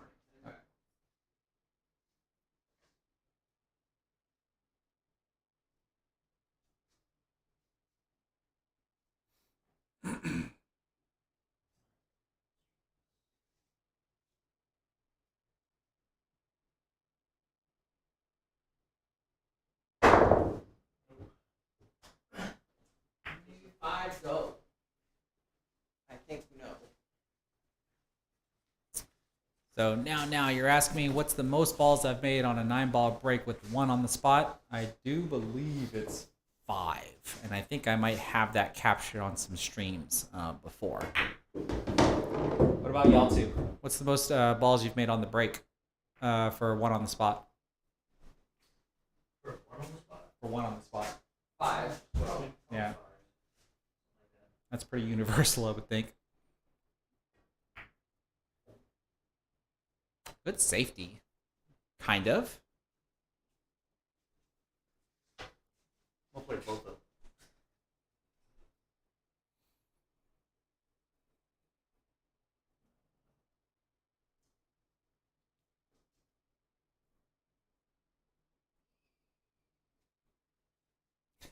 Patrick Neal. Earl's probably made 10.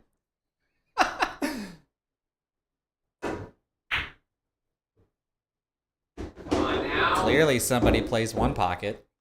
What is this, Jesse? Heck.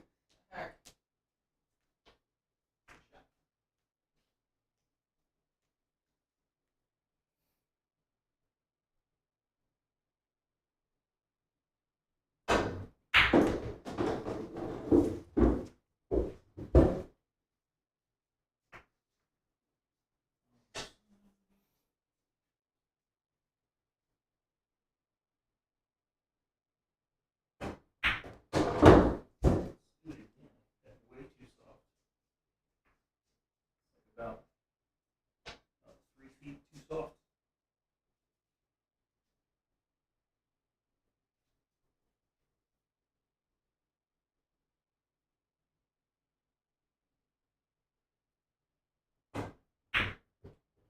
Hit it on the good side that time. Roll all the way back In over. the whole 9. Give me a hanger.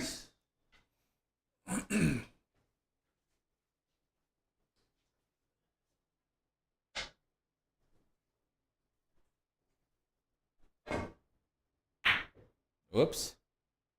Sounded like you hit your shaft hit the table.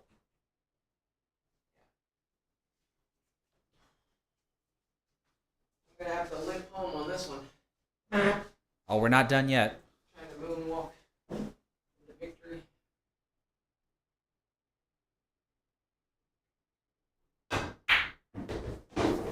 And with that 9-ball, the score is tied 3-3.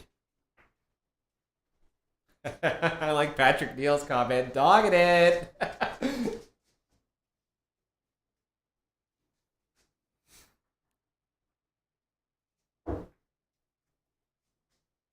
I guess eventually, if I'm going to start doing more and more of these exhibition matches, I need to come up with some fancy little layout with the scoreboard on it.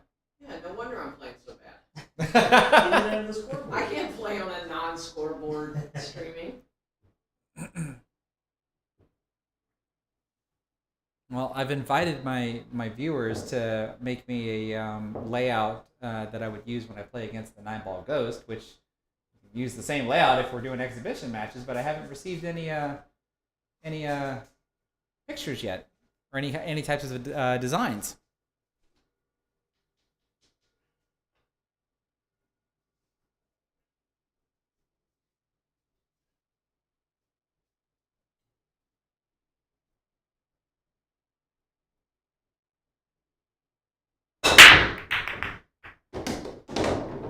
So that is a non-compliant break. Try to hit that one a little softer. Non-compliant? Correct. Yeah, you're So right. Joey, you have the option to take the table from him, but you have the can't. option, but if you take it, you can't roll out. Yeah, you can't roll out. Not that you would roll out.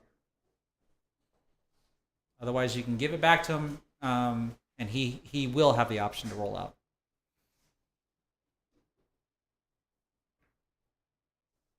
Excellent safety. You're gonna get the 8 involved? Not quite.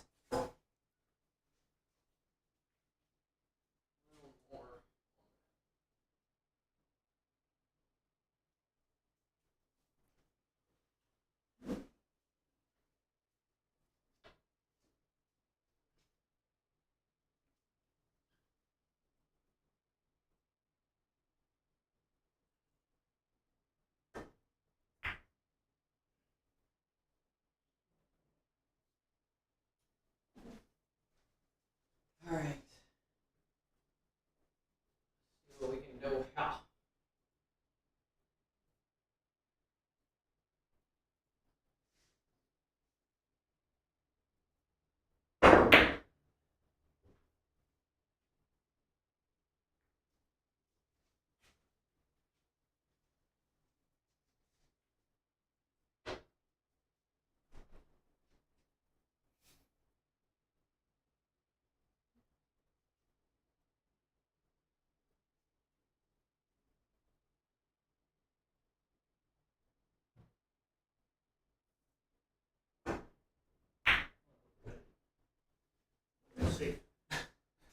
We've got a request that we should do a shootout. Oh no. They only said that because I thought of 2 9 balls.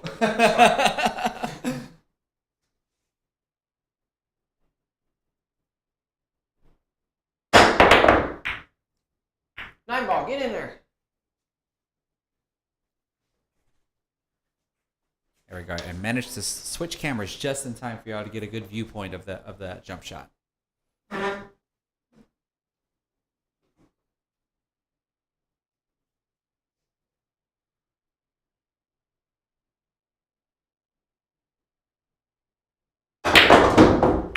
Oh, he tried to fire that in so he can get back to the 2 ball. I hit it a little harder.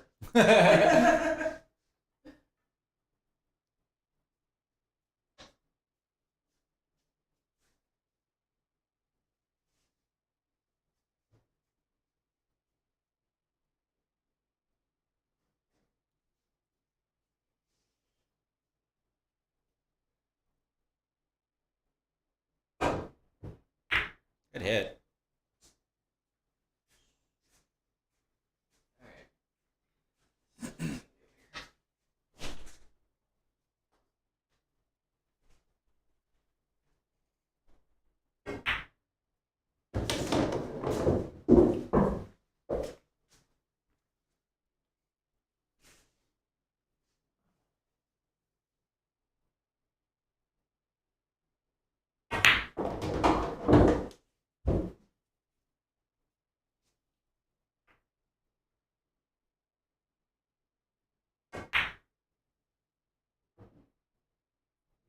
Ooh, you hit the very outside of the pocket.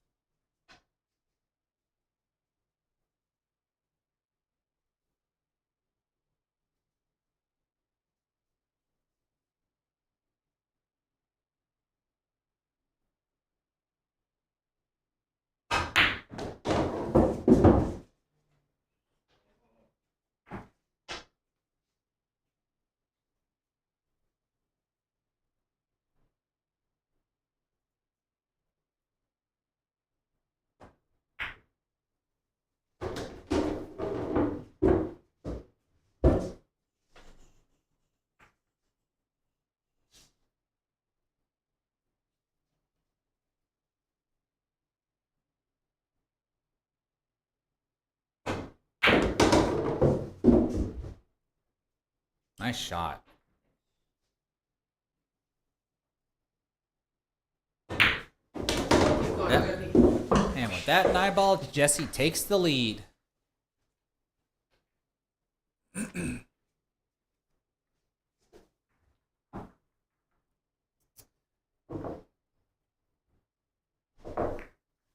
So Marshall, is it Demos or Demos?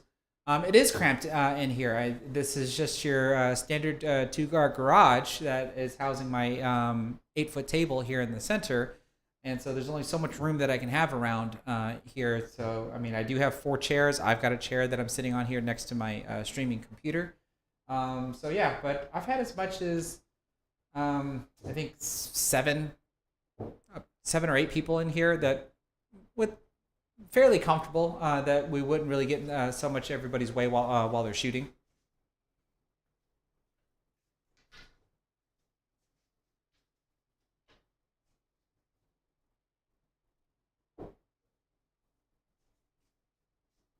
Demas. Okay, thank you. Or it's Demas. Okay.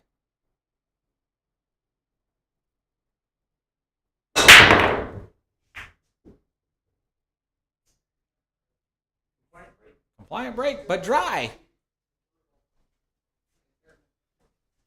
Don't tell me this is my shot. It is, but you do have an option to push.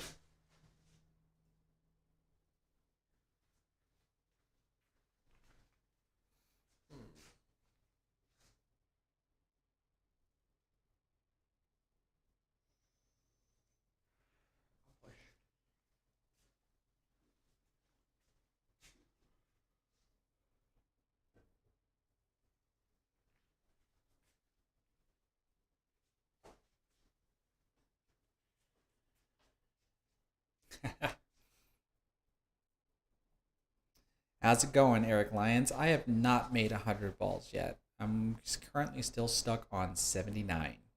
I did score a 68 on my last practice live stream that I did, so I was very happy about that. But I'm currently taking a break from straight pull as I'm preparing for the Texas State Open. So once I'm done with that, I'll be right back at it.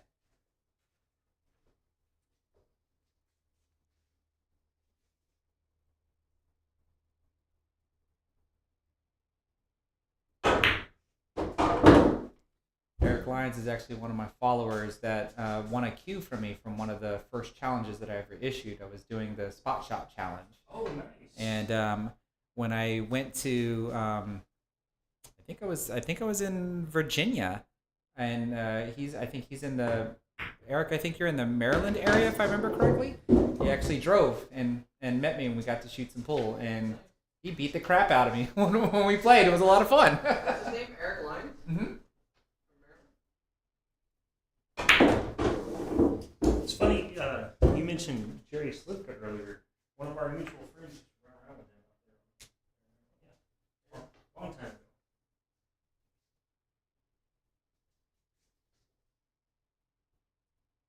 ago. Yeah, so he says he plays out of Bruce in Maryland. Oh, yeah. My brother and I finished third place in the Scotch doubles, Maryland State Scotch doubles at Bruce 2 years ago. Nice.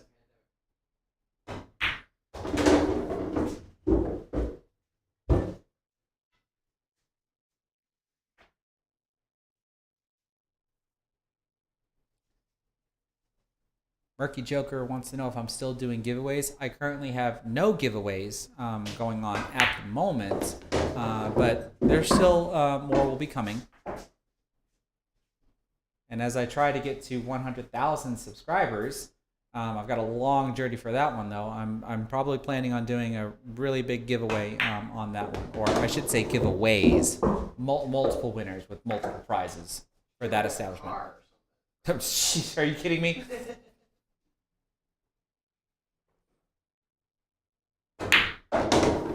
Nice out. That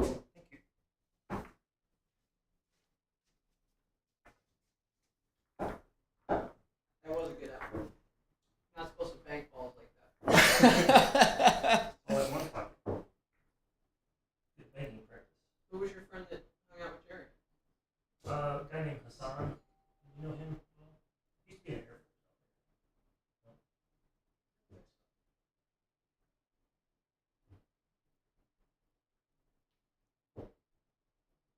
I think our wings are here.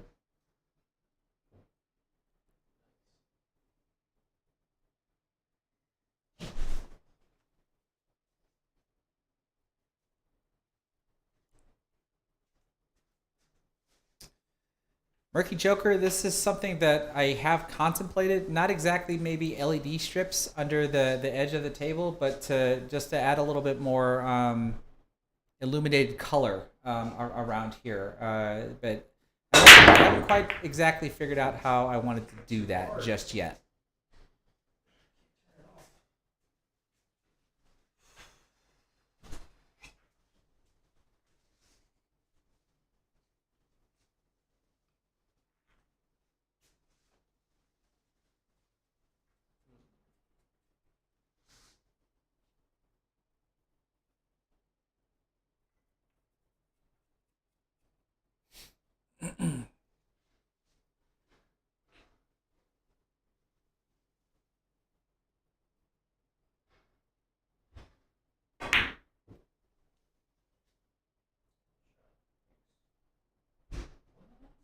It didn't go. I feel like you could bank a ball and run out. Maybe I could too. You didn't hit that one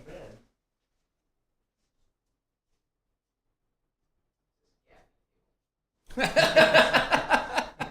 Oh, sure. Blame the table.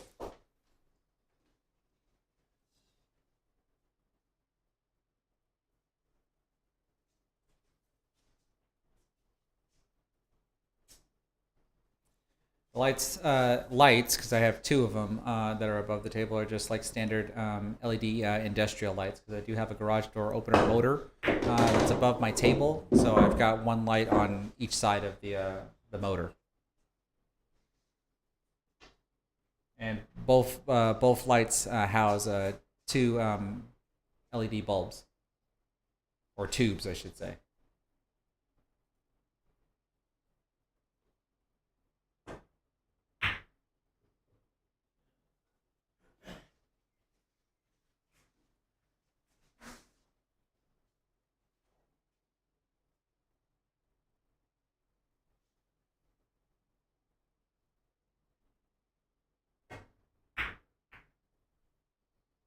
Six ball's looking pretty big.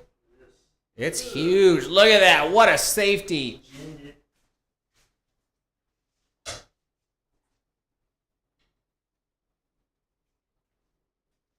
We've yet to see a 3 foul, just saying. I asked them to tell me something to inspire me, and Sydney says, take 2 weeks off and quit.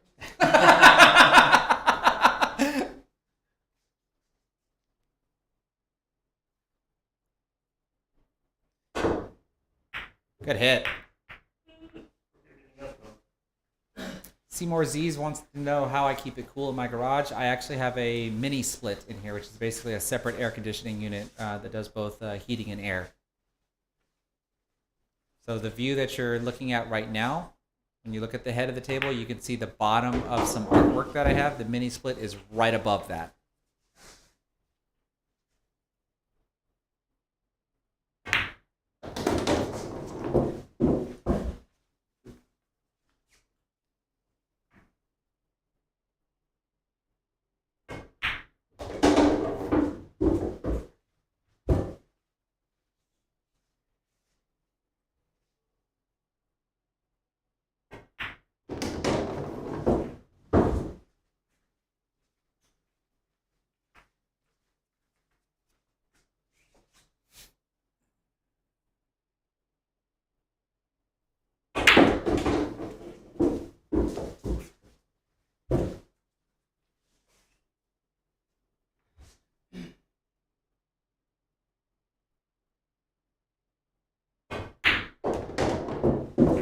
Nice shot.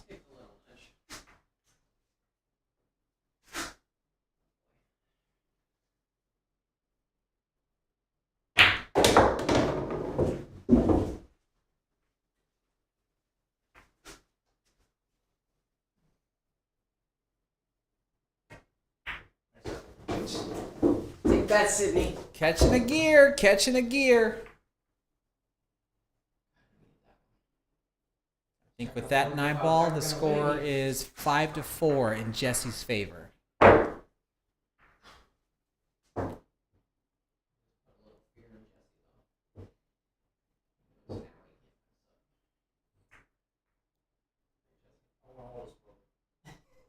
What's that? I said I want all the smoke. I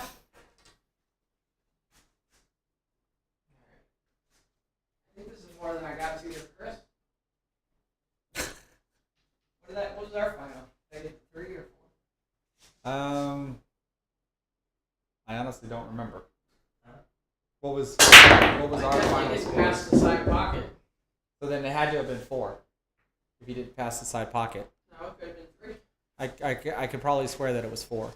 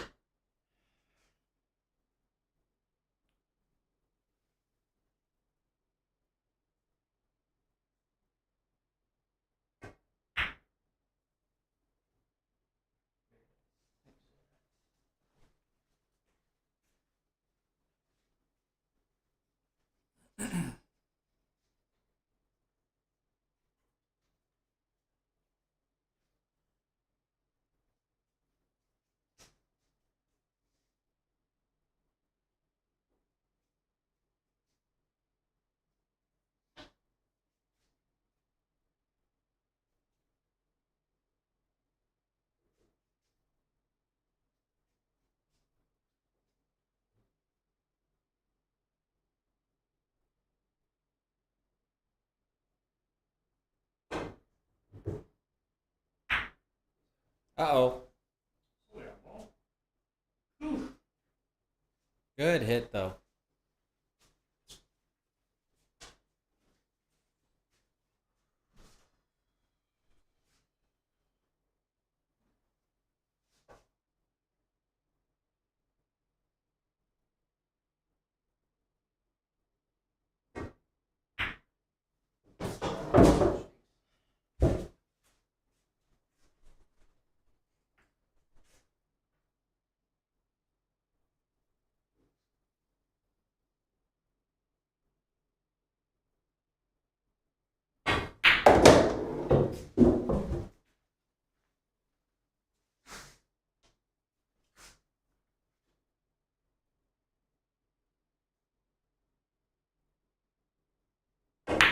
Oh, point.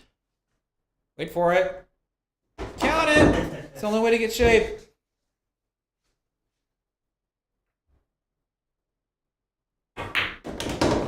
It's terrible.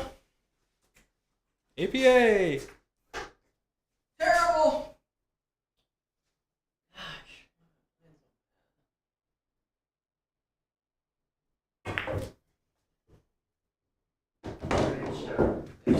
Must be the sweater.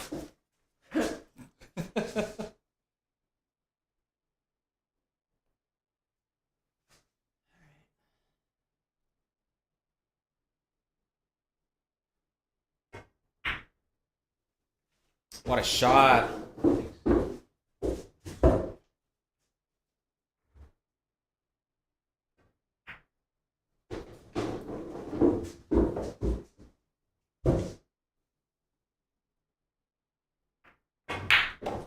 All right, look at that. He's catching a gear. Here he comes. This is when I said I've seen this movie before. I had to crap a ball and get there, but.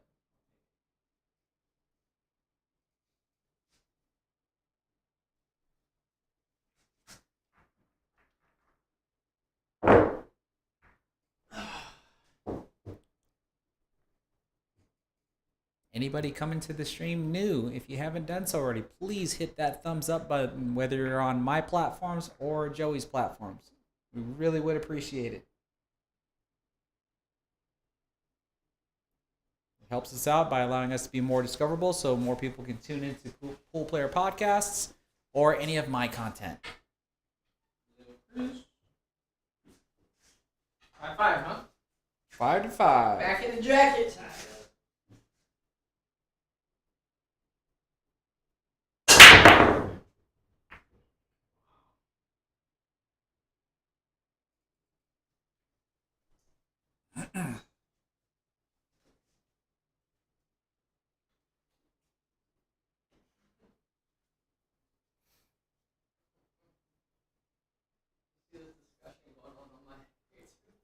Let me see. So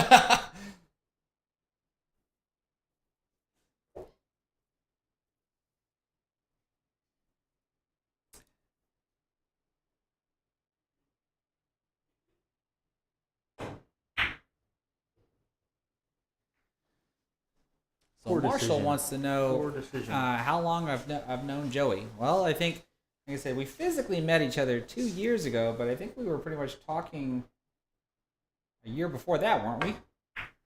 Before you finally came to the Texas Open. Yeah, at least a year. Yeah, so I think Well- we've known each other for 3 years now, and that's because we have a mutual friend. The owner of 1PKT is an old friend of mine, Travis, because he used to serve in the Army as well. That's how I met him at Fort Hood. But then Travis and Joey eventually hooked up when Travis moved to Arizona, and then Travis mentioned my name to Joey, and that's all she wrote from there.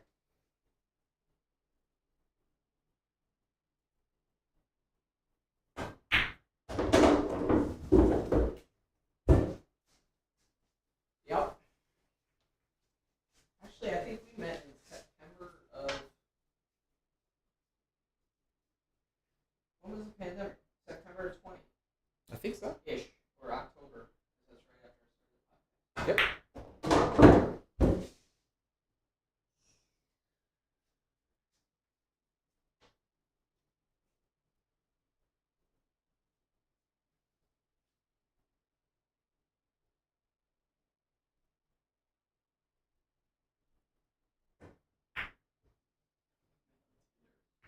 You saw the comment? Who's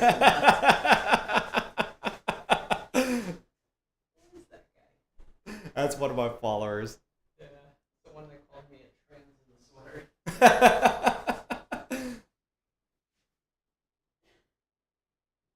Nice followers you got there. Good shot. Thanks. Slow down.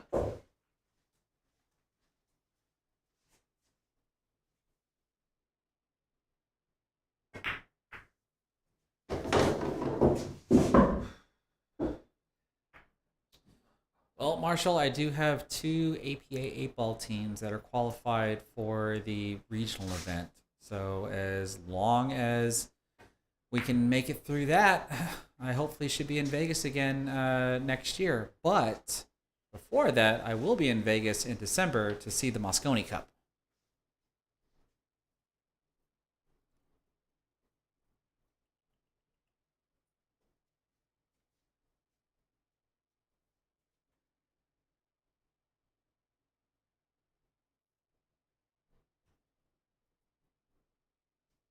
The Joker HD, yes, I do play in leagues. I play in both the APA and the BCA.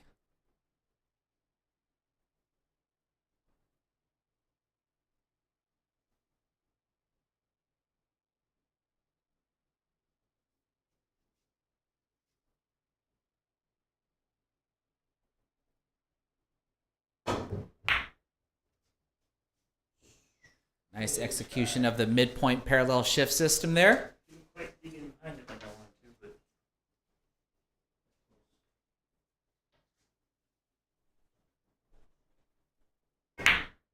Oh, you can see I've got one of my local league players dropping in on the stream. How you doing, Shatana? You can see that she thinks that we have to go through her team. That's going to depend on if we're actually competing at the same location.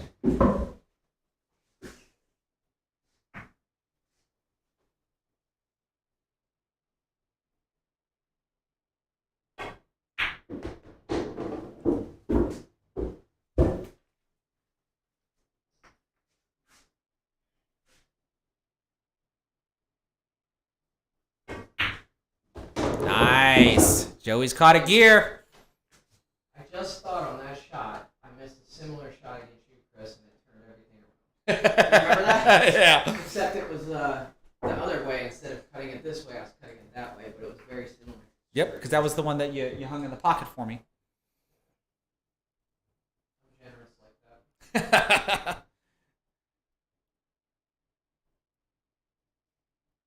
Well, Sydney seems to think that he inspires greatness. By the way, you definitely need to carve up that shot. I saw you use it a couple of times. Yeah, I didn't like it. Sunset. Not good. It needs to be primed. No. Dry break.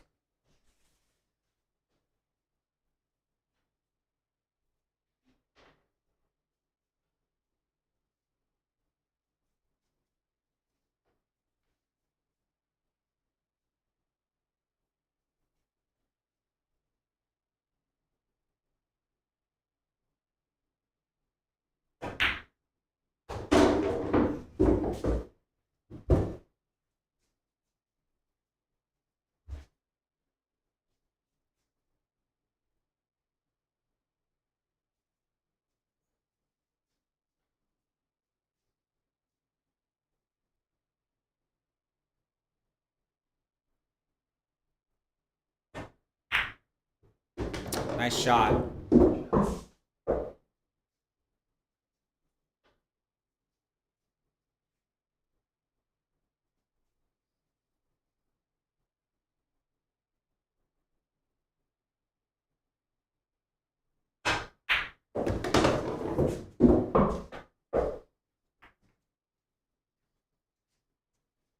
Murky Joker, if you're asking about the onboard sportswear logo that I have in the upper right corner, yes, that is my sponsor.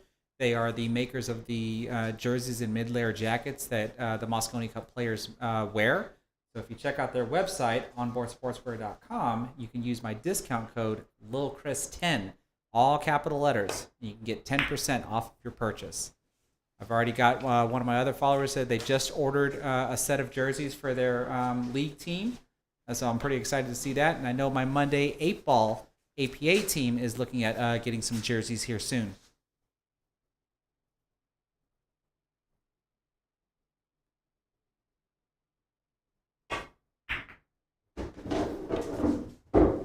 Shot.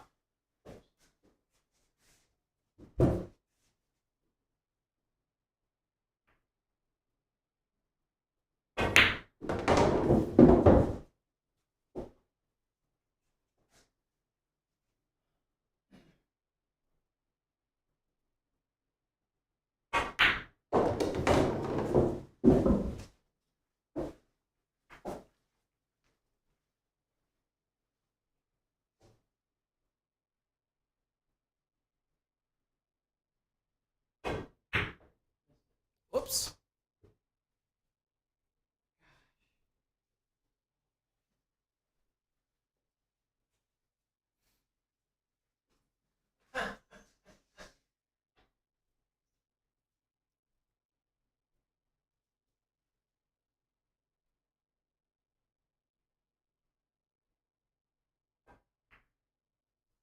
Uh-oh.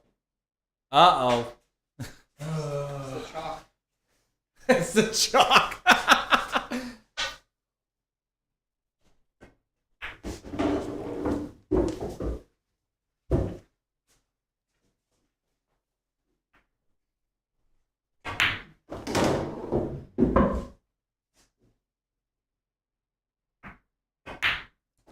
Give Joey an inch. She's going to take a mile. Can't wait giving those away. Yeah. The Joker HD wants to know what's our Fargo and APA skill levels. We've talked about this before, but we can talk about it again. My APA rank for 8-ball is a 7. I'm a 9 in 9-ball, and I currently hold a 629 Fargo. Joey is also a 7 in 8-ball and a 9 in 9-ball, but he doesn't play APA anymore, and he's a 698 Fargo. Jesse, I don't think you've ever had a... Unrated 4. You're an unrated 4? Yeah, that's what I thought. Well, actually, you'd be an unrated 3 because they go down to 3 now. But Jesse's Fargo, I think, is currently at a 641.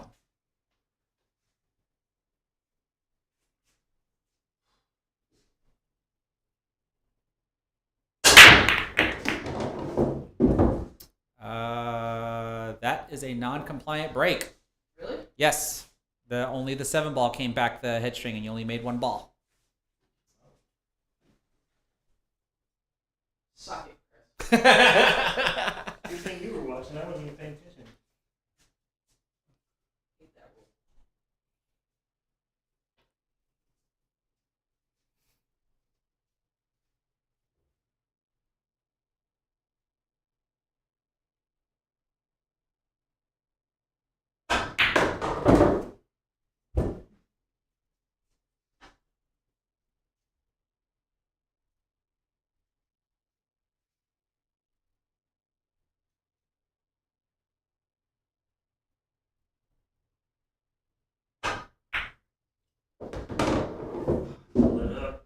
Let up on it.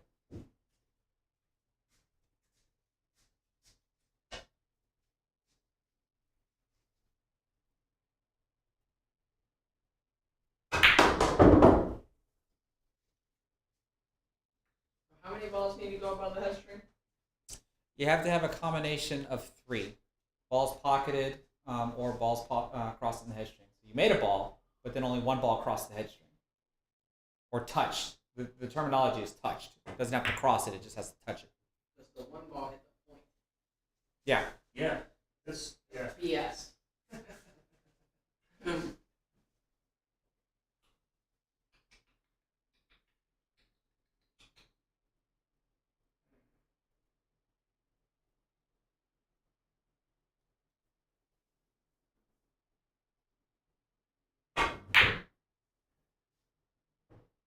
Ooh, nice attempt. Get a ref.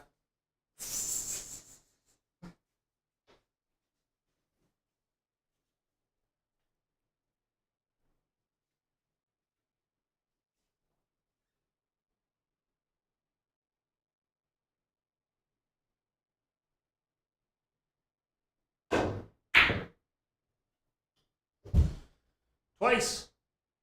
It's got the There, baby. speed. It's got the speed. APA.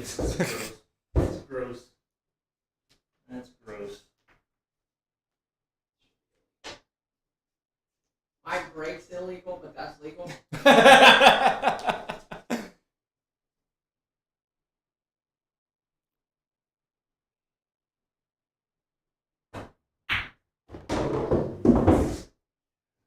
Oh no! Oh no! Gets me to the hill if I can get out. Let's go, baby. Oh, those fish in here? That's how it works.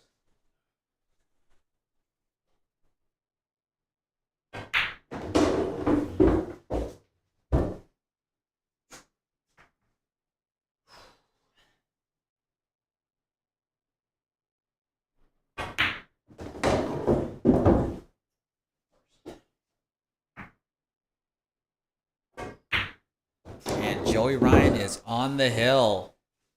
On the hizzle.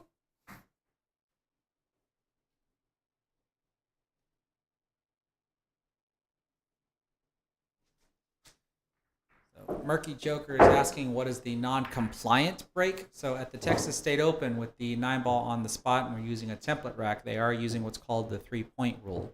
That is by either pocketing 3 balls on the break and or getting 3 balls to, or a combination of 3 balls to cross the head string. So if you make a, Combination of both, right? yeah, or a combination of both. So if you were to break dry, then the 3-point rule is not even relevant. But if you make a ball on the break, then at least 2 balls have to touch the head string. If you make 2 balls on the break, then only 1 ball has to touch the head string. And if you make 3 balls on the break, you've already satisfied the So here Joey has made a ball on the break, but you can see 4 balls have touched the head string or crossed it. So he's clearly satisfied the 3-point rule on this break here.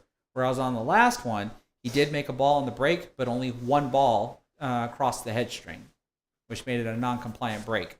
So at that point, Jesse has the option to come to the table and take the table from him. But if he does not have an option to push out. If he gives the table back to Joey, then it's like normal, and Joey would have an option to play a push.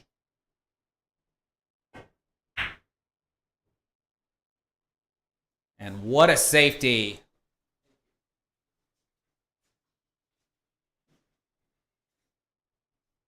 This is actually a good question by Bruce Wilson. He wants to know if the cue ball counts. The cue ball does not count. It has to be 3 object balls.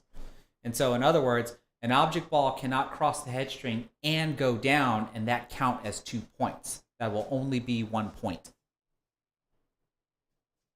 And then I'm sure people are also wondering what happens if a ball crosses the head string but then comes back out. It still counts.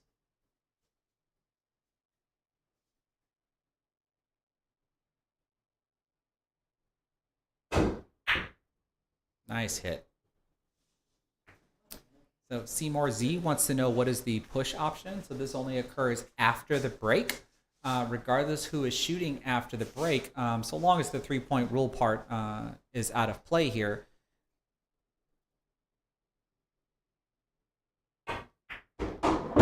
There we go. The player that is at the table, if they don't like the shot that they have on whatever the lowest ball is on the table, say for example they can't see it and they have to play a kick shot or a jump shot or whatever, they have an option to just push the cue ball wherever they want. And they can even pocket a ball if they want to. It does not matter. The only thing you obviously don't want to do during a push is scratch.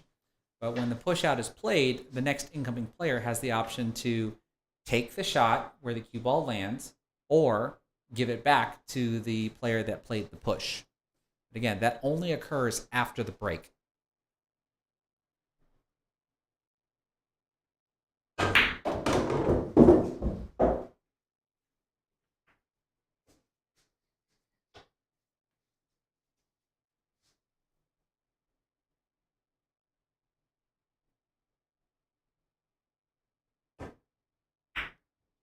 Whoops. Uh-oh.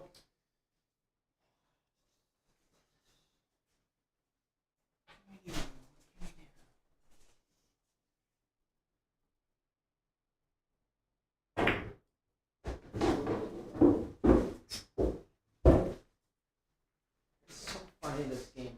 how some days there's certain shots you feel more comfortable with, and others you feel less comfortable with. Oh, for sure.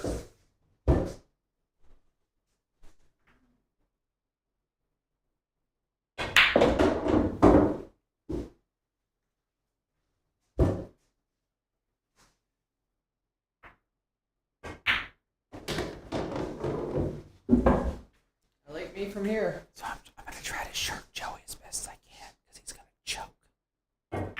Fortunately, he can't hear me, but he really can. I'm just trying to whisper here. This is it right here. Watch him choke. Good shooting, man. And that does it there. Joey Ryan takes that one down. Was it 9-5? Yes. Do you feel better after that one? A little better. Rematch. You want a rematch? Well, maybe we can do that after One we. game. Hmm? One game. One game. You get the break. I get to break. Okay, I will take that game. Let me see if I can just break and run on you. Ah! Lightning is not going to strike twice in the same spot. You think so, huh? I need redemption. Just break and leave me the worst shot possible, and I'm going to run off. Okay, we'll take you up on that offer. Let's see what the layout gives. The only thing I'm going to wonder is if the fly ball will bank to the cross side, and if I'll have a shot at the one.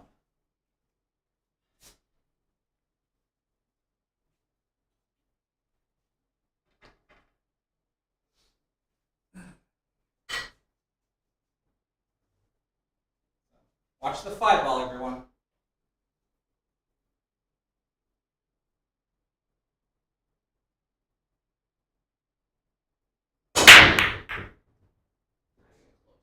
Not even close. Yeah, there are three. Oh, sure. Now, I broke dry, but it's also a non-compliant break, so it doesn't matter.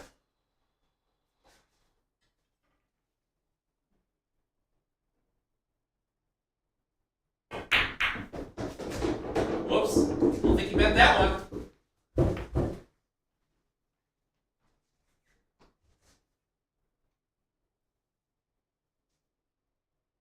Chris.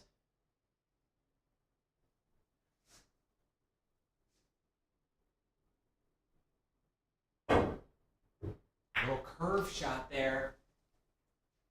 Leaves me a huge window. I hit it real thin. All right. Pressure. Pressure. Pressure. Pressure here. I've already got a set victory. This is a coin flip. Let's see here. How do I want to play this?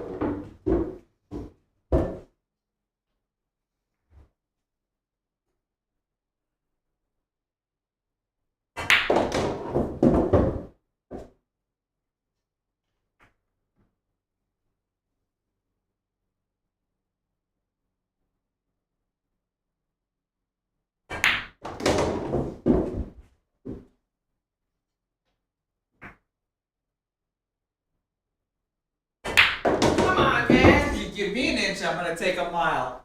All right. I'm unscrewing my cues. All right. Well, all I can say is I hope everybody had fun. Like I said, we're just out here just goofing off, having a good time. Like I said, Joey, since it's been 2 years since the last time we actually saw each other, so I'm very happy that you were able to stop by and give me a call. Thanks for So having hopefully me. it doesn't take another 2 years for us to hook up. And then, of course, Jesse and I will probably still be doing some more sparring later this week. Maybe Thursday, because Wednesday or tomorrow I'm going to be busy. So we're gonna have to wait and see. But then, of course, we're gonna have all the action that we can get when we get down to the Texas Open. I'm not going to be streaming any of my matches. I think I'm going to try to focus more on just playing my matches. But I've said this before that if I happen to get on the stream table, I can try to talk to the owner of the stream to see if I can get a copy of the match. That way I can do some sort of review of the match. But I think with all that being said, I think we're pretty much going to tune off. Joey, if there's any plugs that you want to do in the meantime, you're more than welcome to. No, thanks. at it. Thanks for watching, guys. Really appreciate it. Hope we entertained you a little bit and got to watch a little bit of pool. So thanks for tuning in. And don't forget to like, follow, and subscribe. Have a good night, everybody.